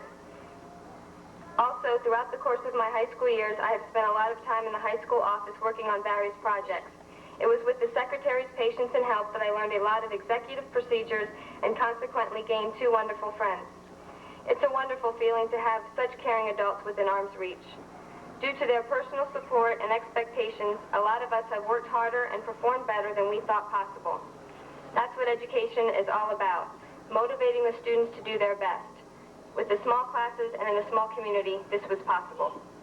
The area itself has been a wonderful place to grow up. There's beautiful scenery everywhere. In fact, Mayor Stoner of Millersburg says it's one of the most beautiful spots in Pennsylvania. I love it here. Coming over Peters Mountain and looking over our valley on a clear day is breathtaking. We have some of the most scenic landscapes imaginable. The Susquehanna River, the mountains, the valleys and ridges. Accompanying this beauty is a feeling of security in the community. There's barely any crime in this valley. While we are shopping, we can leave our car doors unlocked and our front doors unlocked while we're out. It's safe to walk the streets at night in our area, and everywhere you turn, you see a familiar, friendly face. To understand the points I have made about the Upper Dauphin area, one must live here for a while. Being involved and caring is a way of life in the community. After seeing the positive effects of a small community, I knew that I wanted to attend a small college, and I've chosen such a school. I'm very excited to go to college, and my classmates as well are anxious to begin their new lives in the real world. Although we will soon go our separate ways, we'll all share similar fond memories of the land that time forgot.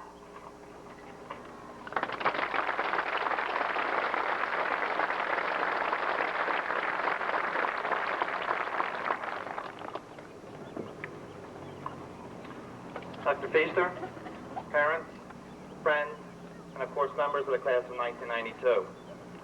I would like to extend my special congratulations to the members of the entire class. I'd like to thank our speaker for tonight for his message for helping our students to embark on their journey. Special thanks to the student speakers and your messages. And of course, for the award winners last night, you all deserve the award certainly, and special thanks and congratulations. We are very proud of the class of 1992. They've done extremely well academically, athletically. They've done well in music and music competitions, and certainly in vocational contests also. The awards last night speak well for our students. some awards were given to those on a national basis or even a regional basis. We are very proud of the 118 members who are graduating tonight.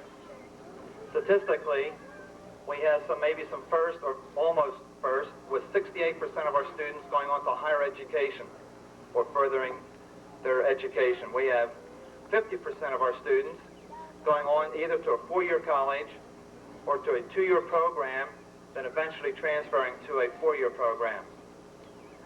We have 20% of our students who are currently employed or have employment, and of that 20%, 3% are in the armed services or will be. 12% are still seeking employment. Of those going on to college or a trade school, I mentioned 50% are going on to a four-year program, 10% are going on to a vocational technical school, and 8% are attending either a two- or three-year program, like a nursing program or an associate's degree. We think this is one of the highest percentages ever at Upper Dauphin Area School District. Your class motto, dreams of tomorrow, memories of yesterday, are very, very appropriate. We heard some comments certainly from our speaker tonight. My comments would be, dream big dreams. Reach way out. Never put yourself down that you don't think you can reach out and reach that goal. You only be as good as what you might be able to dream. But we are thankful for your memories. For a lot of us, you're part of our memories because you've given to us. You're part of our community. Like Sharon said, we're also very proud of our community. We know you'll come back and remember the good times, certainly. A very short message I would like to give is that life is like a ladder. The rung on which you start your climb is determined by your innate ability. Your environment helps you in your journey. Your potential is the top rung, and success is measured by how far you get. As an educator, I wish you well on your climb, and I believe that all of you will reach the highest rung. Good luck. Congratulations. Thank you.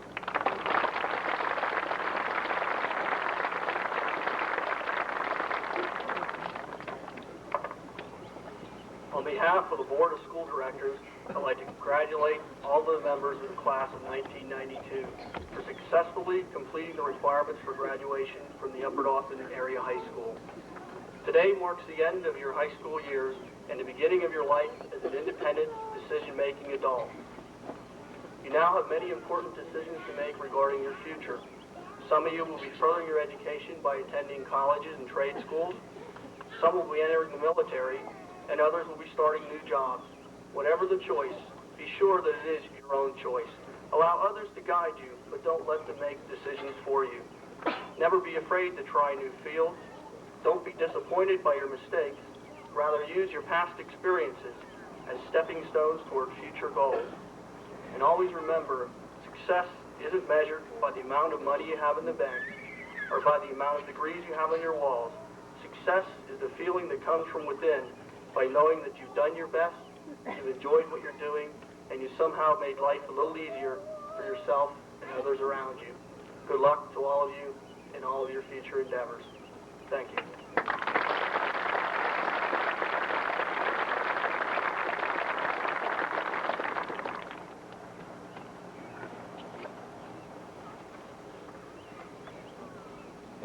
Ladies and gentlemen, you see before you the children you sent to school for the first time 13 years ago.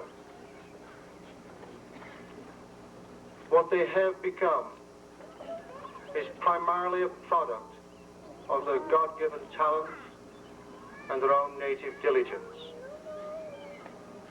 What they have become is to a large degree the product of your support, your encouragement, your care, and your love. And what they have become is to a lesser but still substantial degree the result of the labors of the Upper Dauphin area faculty, kindergarten through 12th grade. Where we have missed the mark, we expect to be held accountable, and when we have succeeded, we claim some share of the credit which these young people represent.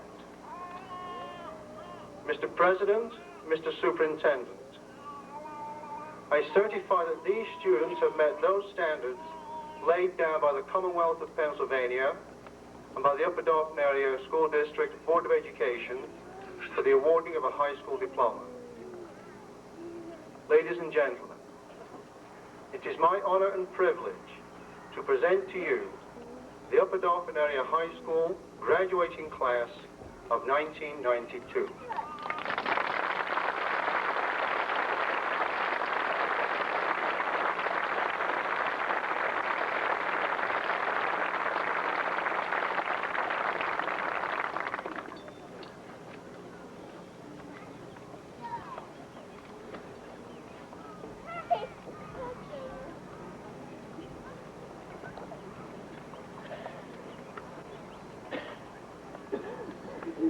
Melissa Ann Solzbaugh.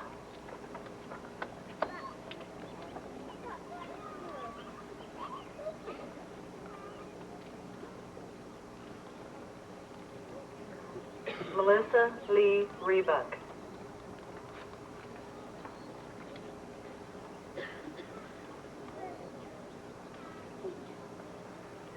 Stacy Lee Buffington.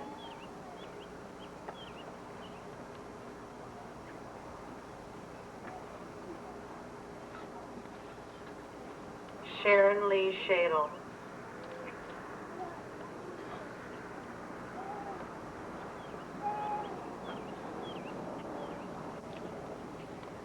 Andrea Marie Schaffner.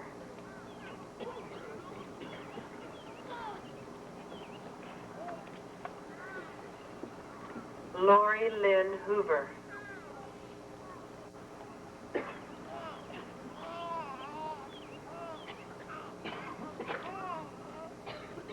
Lisa K. Kuppenhaver.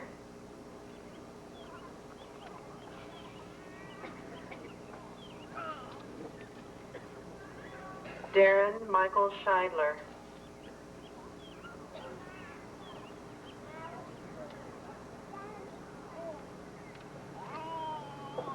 Allison Love Cummins.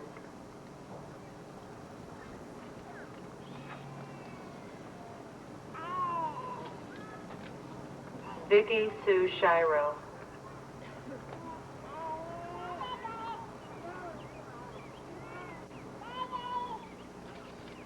Barbara Ann Esterline.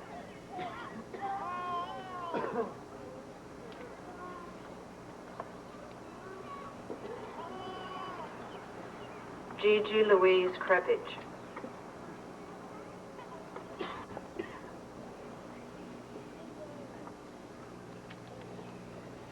Nicole Renee Mace.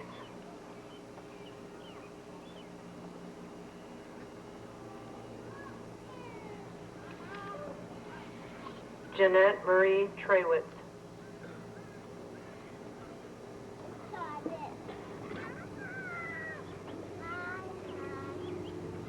Jennifer Beth Stonerose.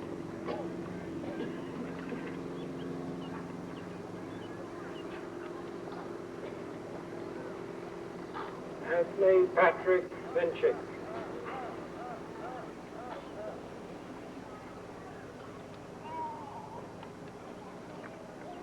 Bradley Eugene Huffman.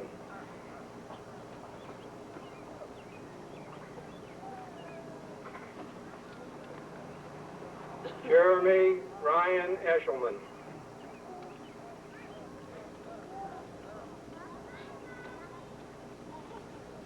Joseph Francis Ruby III.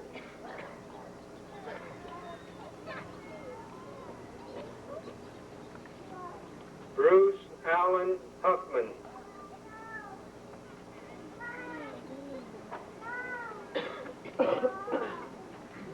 Nathan David Phillips.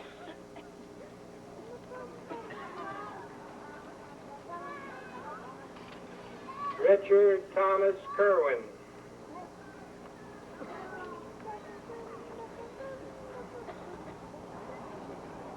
Ken Andrew Nace.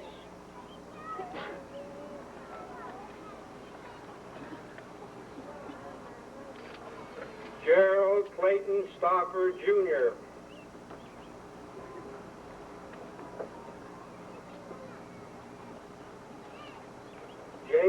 Lamar Huffman.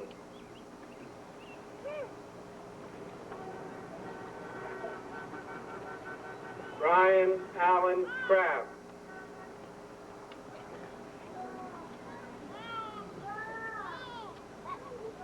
John Eugene Markle.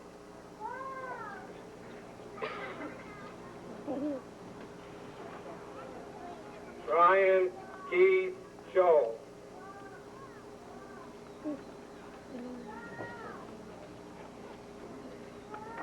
Sean Lee Motter.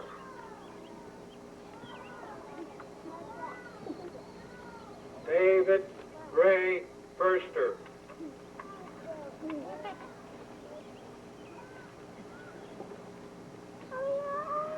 Stacy Lynn Bechtel.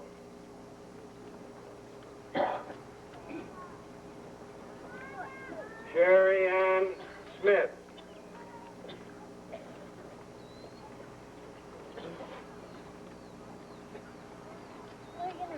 Michelle Lee Winger.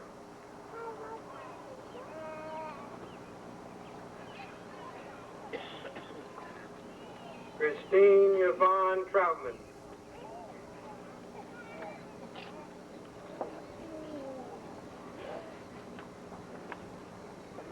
Rebecca Ann Lodge.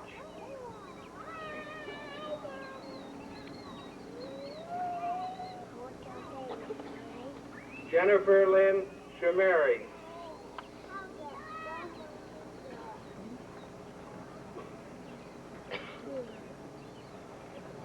Stephanie Lynn Dieter.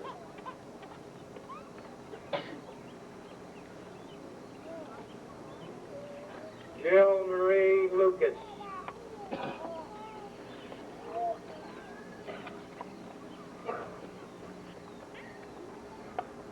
Diane Michelle Wilson.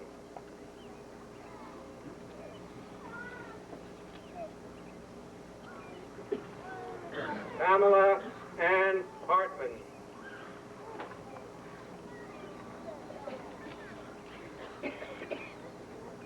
Jennifer Louise Motter. Way to go, Pam!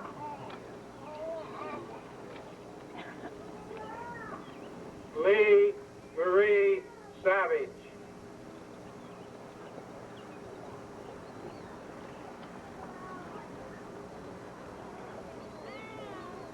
Diane Michelle Bressler.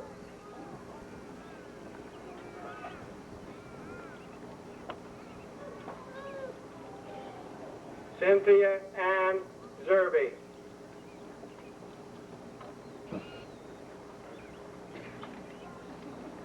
Anne Louise Nyman.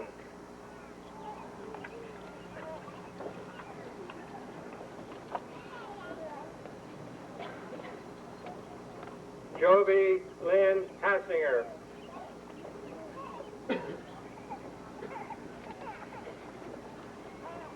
Scott Ramon Reed.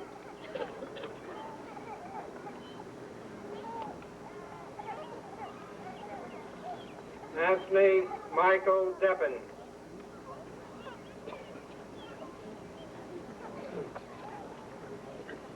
James Edward Snyder II.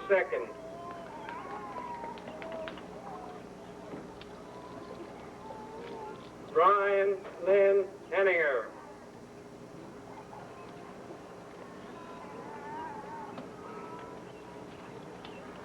Andrew Lawrence Miller.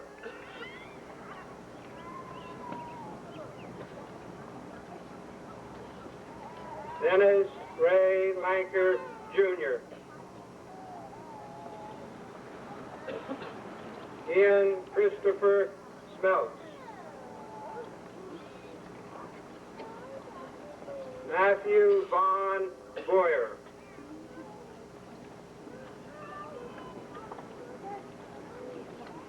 Harry A. Kimmel III.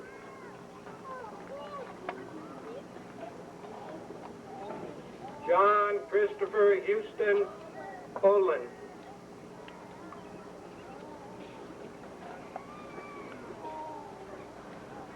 Thomas Swigert.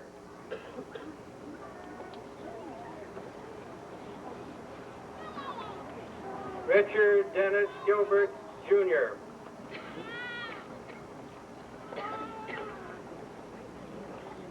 Rand Damian Willer.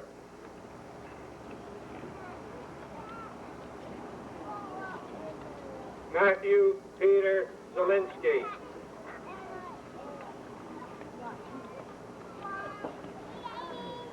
Victoria Elaine Lenker.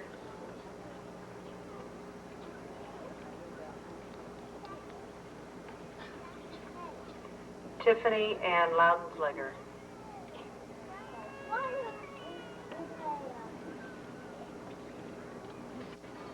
Jessica Ann Ritzel.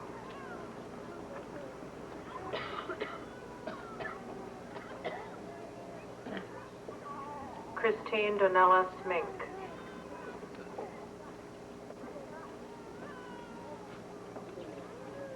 Laurie Ann Harris.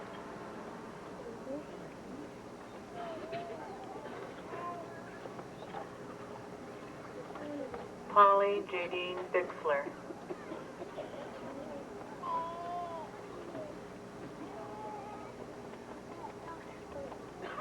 Meredith Elaine Bennick.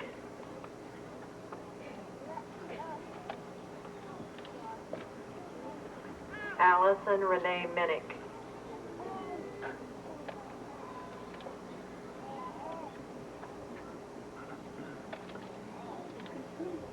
Stephanie Lynn Seitz.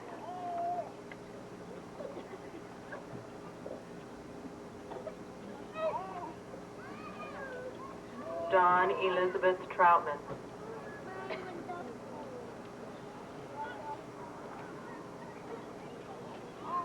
Melanda Ann Marie Weaver.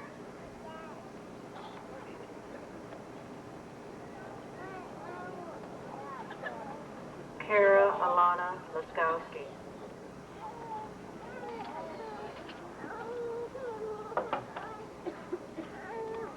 Melody Ann Manning.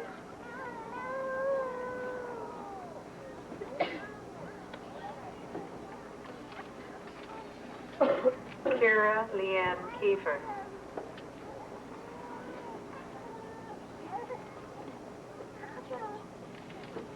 Penny Ann Bingaman.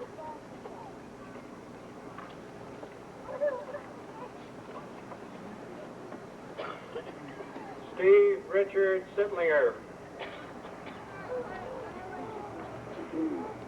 Eric Scott Klinger.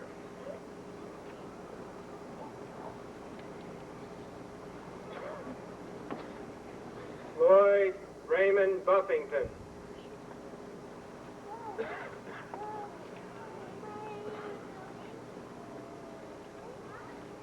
Timothy Allen Klinger.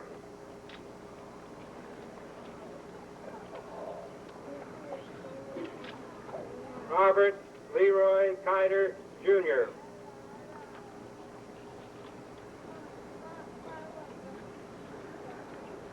Theodore August Keck IV.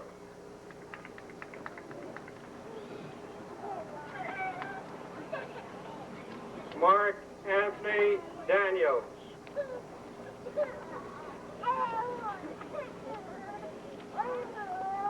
Matthew Lynn Stonerose.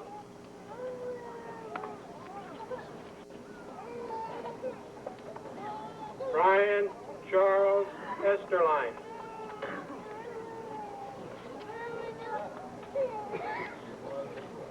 Jared Lee Kreiser.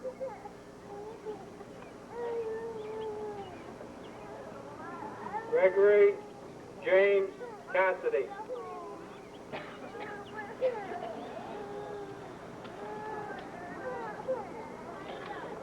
Dennis Lee Flower.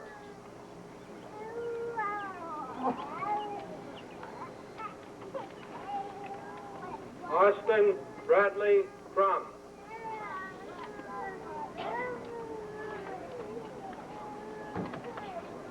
Heath Lee Dietrich.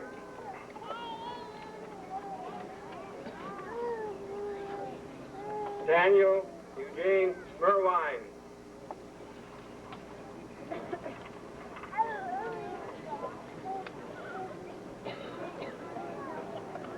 Kimberly Ann Shope.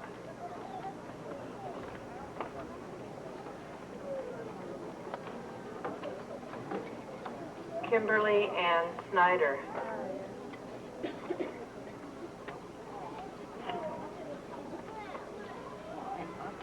Angela Ann Wiest.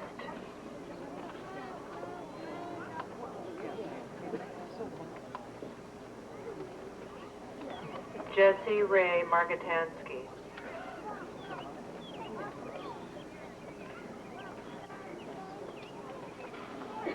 Michael Stephen Lucas.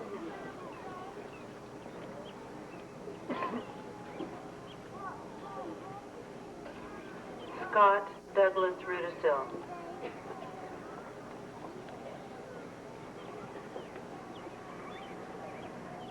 Stephen Paul Troutman.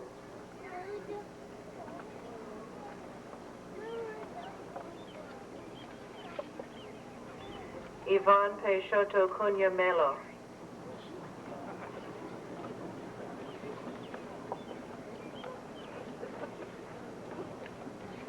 Eric Ronald Mattern.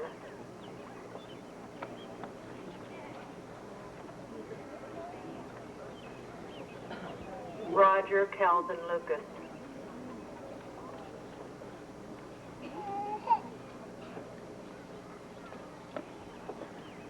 Sean Clayton Fenstermacher.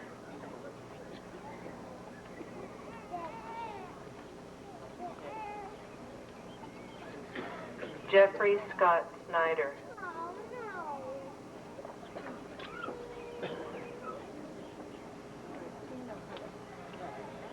Michael Clinton Mowry.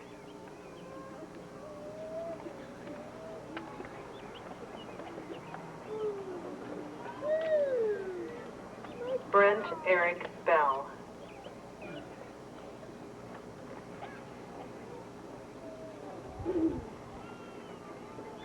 Lynn Marlin Colva.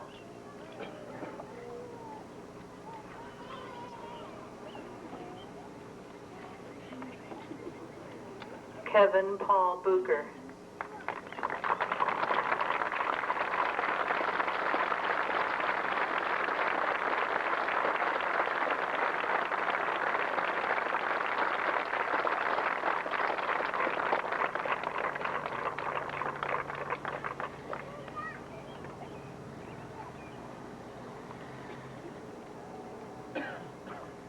Robbie Lee Shell Jr.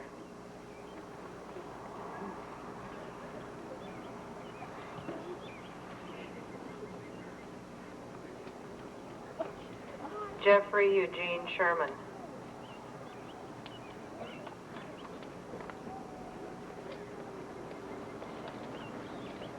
Rodney Allen Joseph.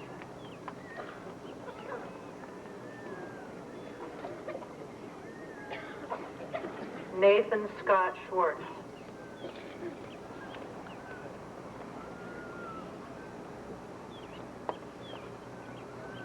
Ryan Jeffrey Bateman.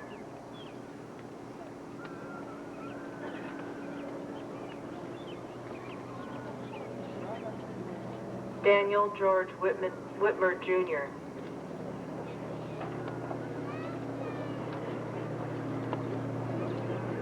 Jeffrey Charles Godoweski.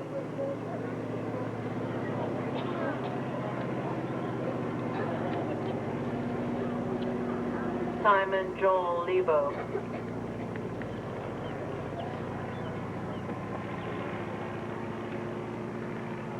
Eric Matthew Messner.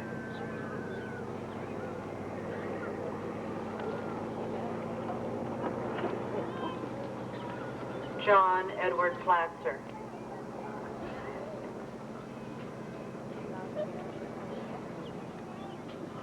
Michael Edward Schell.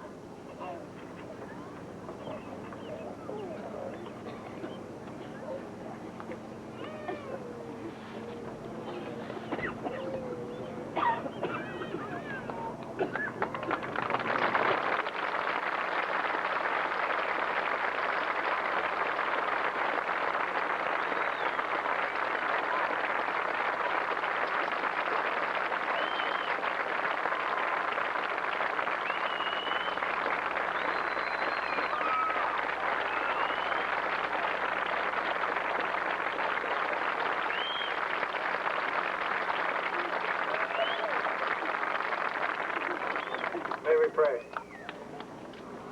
Students, family, friends, go with God in the joy of this commencement occasion, and as you do so, may God bless you and keep you.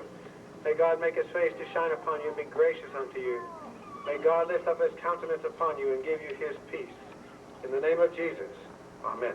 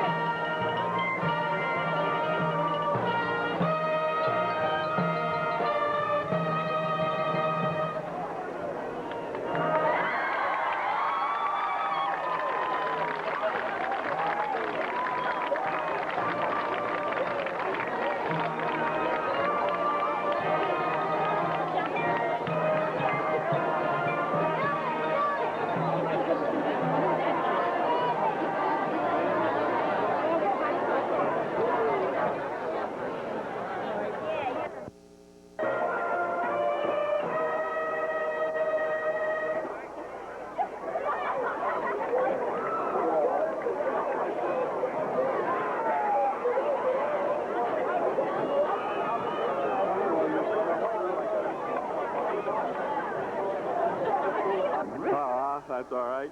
Great job. Thanks. Yeah, it sure was a pleasure knowing you guys this year. I mean it. Yep. Alrighty. Great. Okay, thanks. Yep. Hi, how you doing?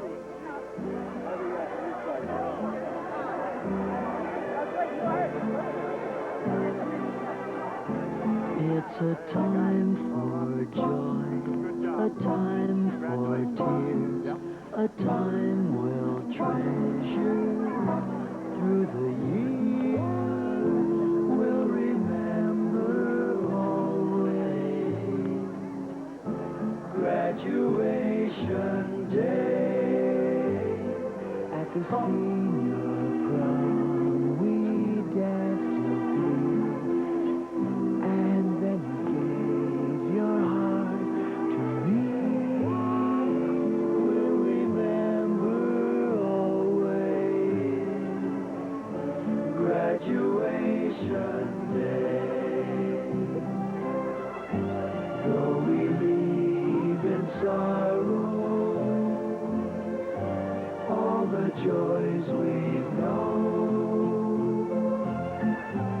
we can face tomorrow, knowing we'll never walk alone. When the ivy walls are far behind, no matter where our paths may wind, we'll remember always graduation day. Though we leave in sorrow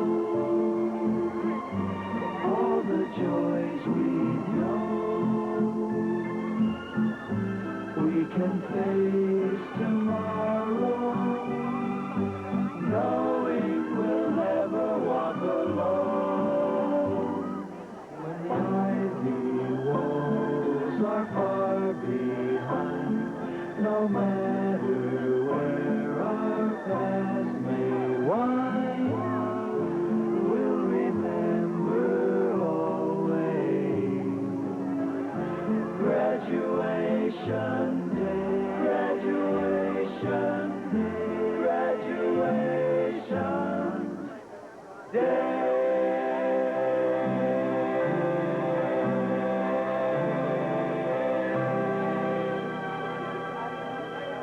Remember, we'll have moments to remember.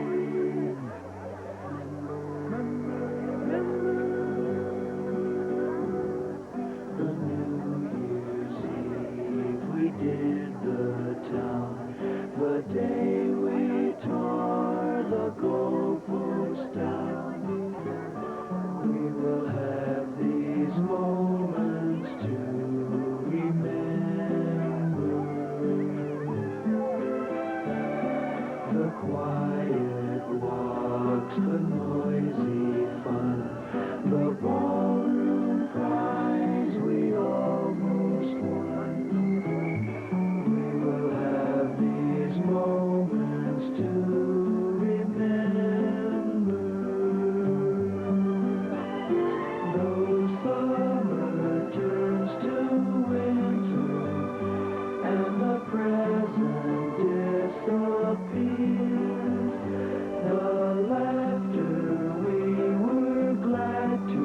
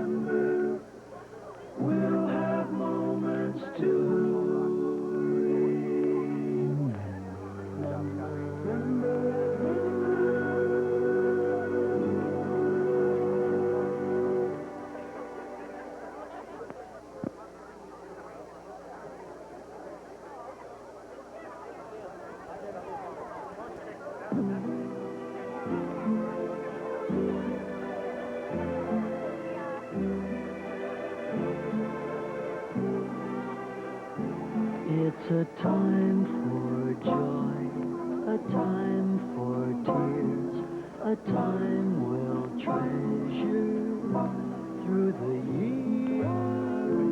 We'll remember always graduation day.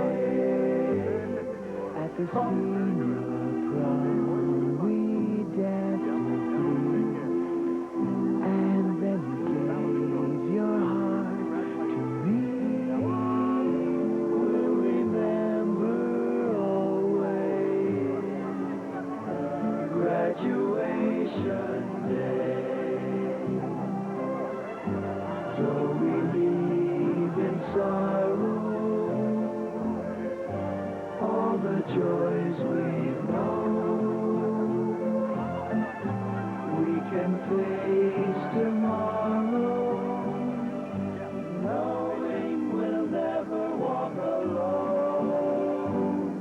When the ivy walls are far behind, no matter where our paths may wind, we'll remember always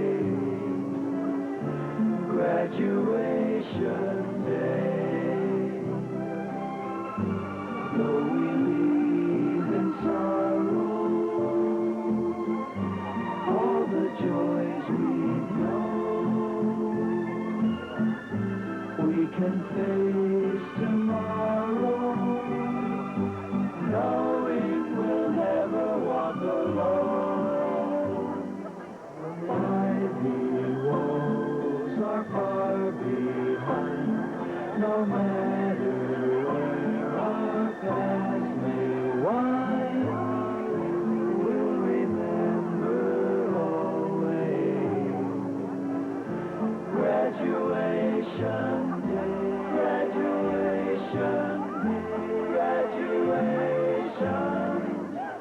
day.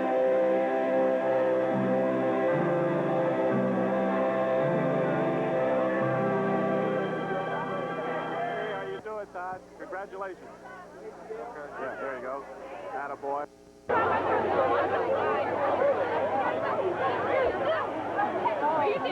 No, go right ahead.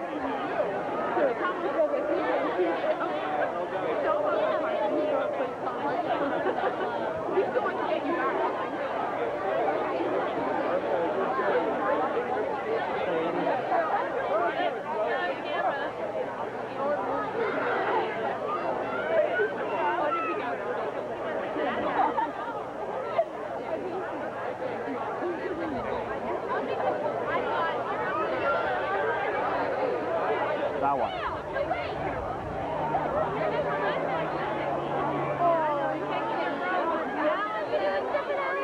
What? Yes. I think they just went the other way. I wanted to be a video. Yeah, well, go get them. Go fight them. Hey, Phil.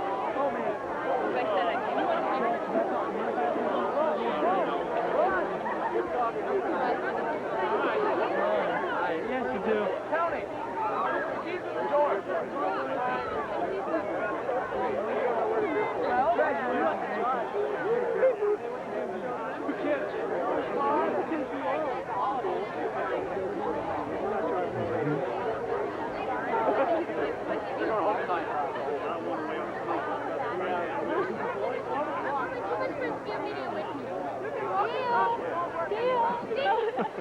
Say something to your classmates. Hi, classmates. I hope to see you soon. All right. Everything worked out great. All right. Good luck. Dreams best of luck in your future development. Memories of yesterday. All right, very good. I do what I do for you. That didn't sound good, Mark. It's getting sort of dark. Okay, so don't get blinded, all right? There you go. That's better. All right. Thank you very much. See? Very good. Congratulations. Well, thank you, Dad. You're welcome. All right. Good. Very good. Come this way. Come this way. She's in a group with you, but when you get...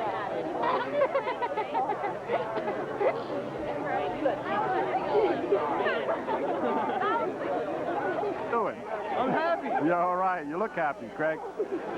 Oh, hi. Wait, I'll take your picture with my light on. There, that's better. All right. Yes. All right, very good. Okay, see you. Like to say? I can't think on a spot like this, but I loved all the years. It was just great. Great. All right, very good. Super. Have anything at all to say for the good of the institution? No, just congratulations to everyone. All right, very good. Thanks. See you. Let's sneak in here again. There he is. All right, very good.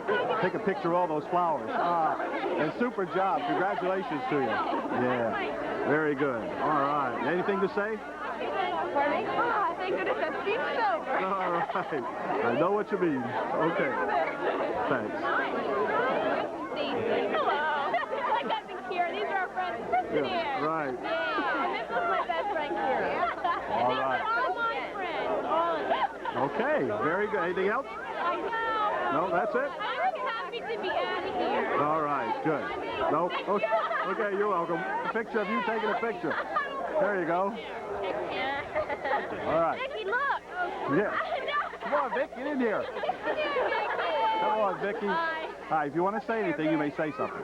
Vicky took my flower. Oh, okay. I'm sorry, I killed it. All of a sudden, it wasn't there anymore. Anything else? Come on. See you later. Nothing? You have nothing to say? No. All right.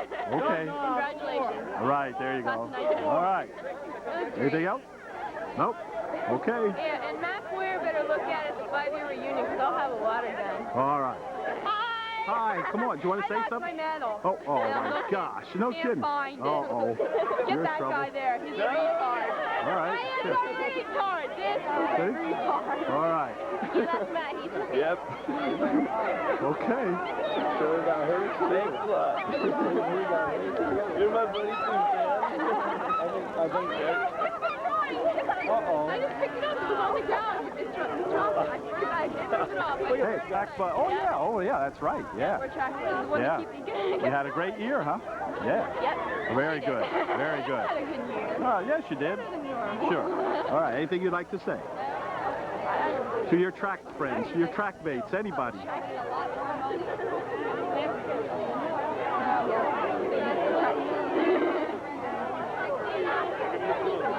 No. Well, while you think, I'll just take your picture while you're thinking. Okay. You look like you're really thinking hard. I don't know. You studied this hard in school, you'd all be... I'm studied out. I'm burned. Oh, all right. I'm burned out. Okay. All right. Well, thank you very much. All right. Okay. Okay, this is Brian, and we're going to ask him where he's going. He's not going to Disneyland, but where is he going? Where are we going? To the shore, finally. To the shore. All right. Yes. Yes. Well, I hope you have good weather. Hi, Dale. All right. Rob. Hi, Rob. What should I say? What'd you guys say? Say something. This on now. You're saying it's very good to be out of school because we're going to the shore. Yeah, baby. High five. All right. Okay. Sounds good to me. Thank you. Got to suck all the marrow blood. Wait a minute. Wait, Brian. Why don't this out? The Likens crew. The Likens crew. All right. Likens crew. Okay. Yeah. Likens crew. Okay. Very good. Thank you, boys. All right. And George. Oh my gosh, there's We got Carsonville. straggling back here. All right, very good. Thanks. Oh, no, it's not that bad. This is a coffee walker. I'll take a picture of you individually. Someday, I'm going to be as good as Alexander and Jesse. Someday. As good as them. This is my best friend. All right. My best friend. I don't know her. And she smells really bad. And here comes my best friend too. Here comes a fat guy. Big Greg. I've been in about 5 minutes. Anything else you'd like to say? We're done. I'll be like butter. Better. Better. Like butter. All right. Thank you very much. She needs help. Thank you. All right. Graduation present, luggage. Is that a clue or what? Yeah. Yeah, that's true. That's true. There's a thought behind that one. And I'm not drinking. All right. Okay. Thank you, boys. All right. Everyone leaving. All right. Don't drag her over there anyway. Catch you later. Hey, ready? Track buddy. Oh, you put Here. in a track buddy. You have to get close. Don't walk. Don't keep walking back. What's the unexpected? That's the unexpected. You want to say? Vicky! You want to say anything? Stace, have anything to say? Oh. A power slap. That's what you need. All right. Power slap. Close for you. You didn't get the power slap. What? All right. It's not that bad. That's right. Okay. Very good. Fly around. I'm so happy. Maybe 6, 7 years. Here's a man that's never speechless. All right. I'll leave it. Both of you. No, both of you. How are you doing? Is this like who are you talking to here? Both of you. We're fine. We're fine. We don't want to leave here. We're having fun. That's right. You know, we're just hanging around. We don't want to leave the field. All right. I know what you mean. Okay. Very good. Thanks. Thank you. You're welcome. Yep. Again, See you. We're more All right. As my wife might see this. That's right. That's right. Anything at all? Anything to say? Just I'm glad to get out of here, but Well, the school's going to miss you, believe me. Yeah. Been a pleasure. everybody. All right. Catch you later. Bye. Bye. Okay. We'd like to wish the class of 1992 good luck and, oh, what else did I say now? I get real good when this light comes on. Butch, what do you The best luck and a good future. All yeah, right, well. good future in their jobs and everything in school. That sounds and good. Stop by and see us when you come around. All right. That's going to be, whoops, wait a minute, I pushed the wrong button.